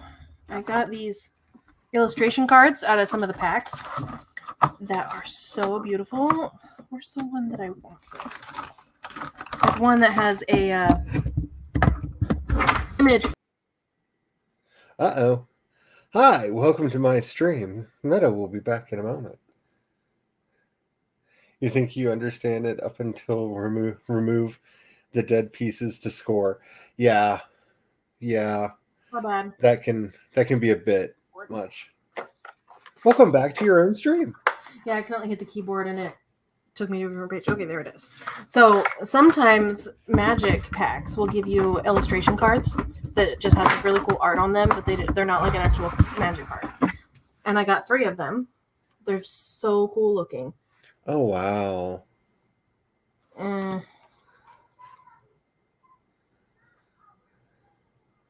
See, I had a friend who was really into magic, and so I felt like happy that I didn't have to buy cards because I could just see all the ones that he brought over.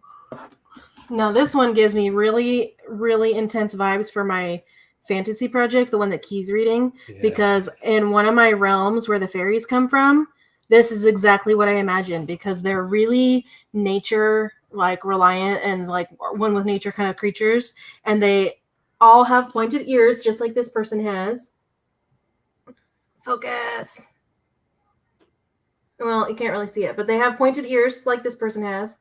And most of my fairies are black people. So all the ones that I have on screen anyways so far.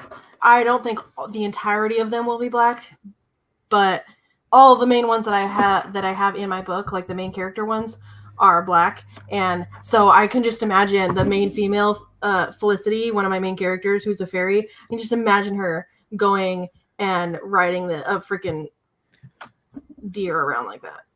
That is amazing. There are some...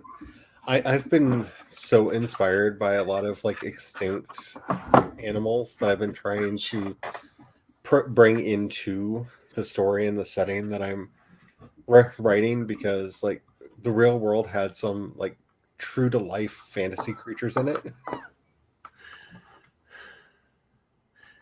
And that just makes me think about Irish elk, because they were just so big and so, yeah. Yeah. There are a bunch of the creatures in the Giraffidae family that are like cousins to the giraffes that are so like crazy looking with the way that their ossicones shaped. Like one of them, the males had what basically looked like a butterfly shaped horn on their forehead, and the females were basically unicorns. And like these were real critters. Like these used to run around around. Like, why have I not seen these in everything? They're definitely going to be like in my stories. Like, I'm obsessed with them. There is this guy that I follow on TikTok that's a writer, and he was talking about what he does when because he writes like big epic fantasy stuff. And he was talking about what he does when he's like struggling with like writer's block or struggling to get inspiration or whatever. He keeps a bunch of random magic cards in a box by his like on his desk, and so when he's really struggling for inspiration, he'll open the box, pull out a few random cards, and look at the pictures, and says that like a lot of time that really sparks stuff for him, because the illustrations on magic cards are amazing. Like they are really, really good art. So like I just thought that was so cool. So when I opened the packs and I got these 3 art cards, I was like, yep, I'm keeping these in my desk. Yeah, I've got a lot of really pretty like art books. Like I've got a bunch of Brian Froud books, and like the one I use the most is probably The Art of the Dark Crystal by Brian Froud, because it's just so inspirational to me to look through all that. Especially all the concept art and stuff that he did for that. But also Flight of Dragons by Peter Dickinson is really... But that's such a part of my childhood too, because my sister got me that book when I was probably, I don't know, 5 or 6. So I grew up with it. So on the back, it tells you the name of the artist and the name of the image and stuff. But this is from the Kaldheim art series, which is the most recent set of magic cards that just came out. And there's 81 of these cards. because this one is number 11 out of 81. This one is 42 out of 81, and this one is 70 out of 81. So now I kind of want to like go through the list of all of them and look at the images and buy the ones that I think are the coolest. Because I'm a little bit obsessive. Oh, Noelle's awake. Uh-oh. She doesn't come downstairs, but I hear her voice. Art series. Art series list thing. Noelle, are you awake? Are you awake? Hi, baby. She's awake, but it's okay. I don't have to stop streaming until Jordan gets home. I said it would be either or, but I changed my mind. It's my stream and I can do what I want to. Why are you doing the popcorn? You can have the rest of the popcorn if you want it. Okay. Why are you doing popcorn? Yes, I used extinct oddball animals from our own world Yum, as yum, the basis of animals in the world my Yum. fantasy series is based off of, except the Billitu, which is based on Japanese dwarf flying squirrels. She's eating popcorn. If you can't tell, that's what that noise means. There's not very much popcorn left, honey buns. Yes, popcorn. It's almost gone. Mommy ate almost all of it. Key says, hi, Noelle. Say hi, Key. Hi, Key. Say hi, Charlie. Hi, Charlie. Say hi, Chloe. Hi, Hello. Chloe. Say hi, Kat. Hi, Chloe. Say hi, Spence. Hi, Spence. Say, oh, Diana hasn't said anything for a while. But just in case, say hi, Diana. Hi, Diana. Yes, Key, I agree. Cuteness overload. She's cute, and she's in a good mood now that she's napped. That's a neighbor. I would probably be in better moods That's if I a could nap. neighbor's. Noelle, you need to get your diaper changed because you are stinky. She's standing here, and I'm just like, girl. Okay, so I am going to start another sprint, and then I can change her diaper and then write some more. Don't. No. Please be alone. Chrome tab, timer, share audio, share. Hopefully we don't get an ad again because that infuriated me. The cuteness overload is actually about the Japanese dwarf flying squirrels, but the kid is pretty damn cute too. Oh, yeah. Agreed on both He's points. the corn. It's just the corn. It's just the corn. Okay, let's do this sprinty thingamajigger, and then, yay. Yay. All right, 3, 2, 1, go.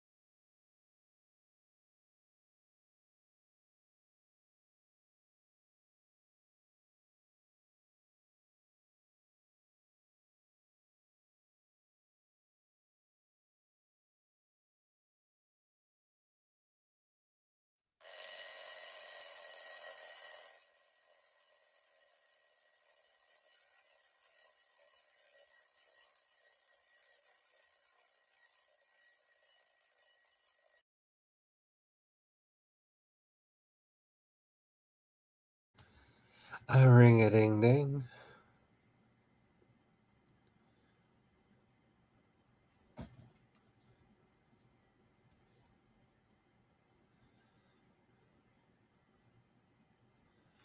Meadow, you're muted. If you're talking to us and not someone in the room. Okay, sorry. My little sister, called me and is asking for my help with her essay that she has to write for school. So I was like, "Hey, my timer just ended on my stream. Just like call me back in like 2 minutes." I know how often I think I've unmuted and haven't.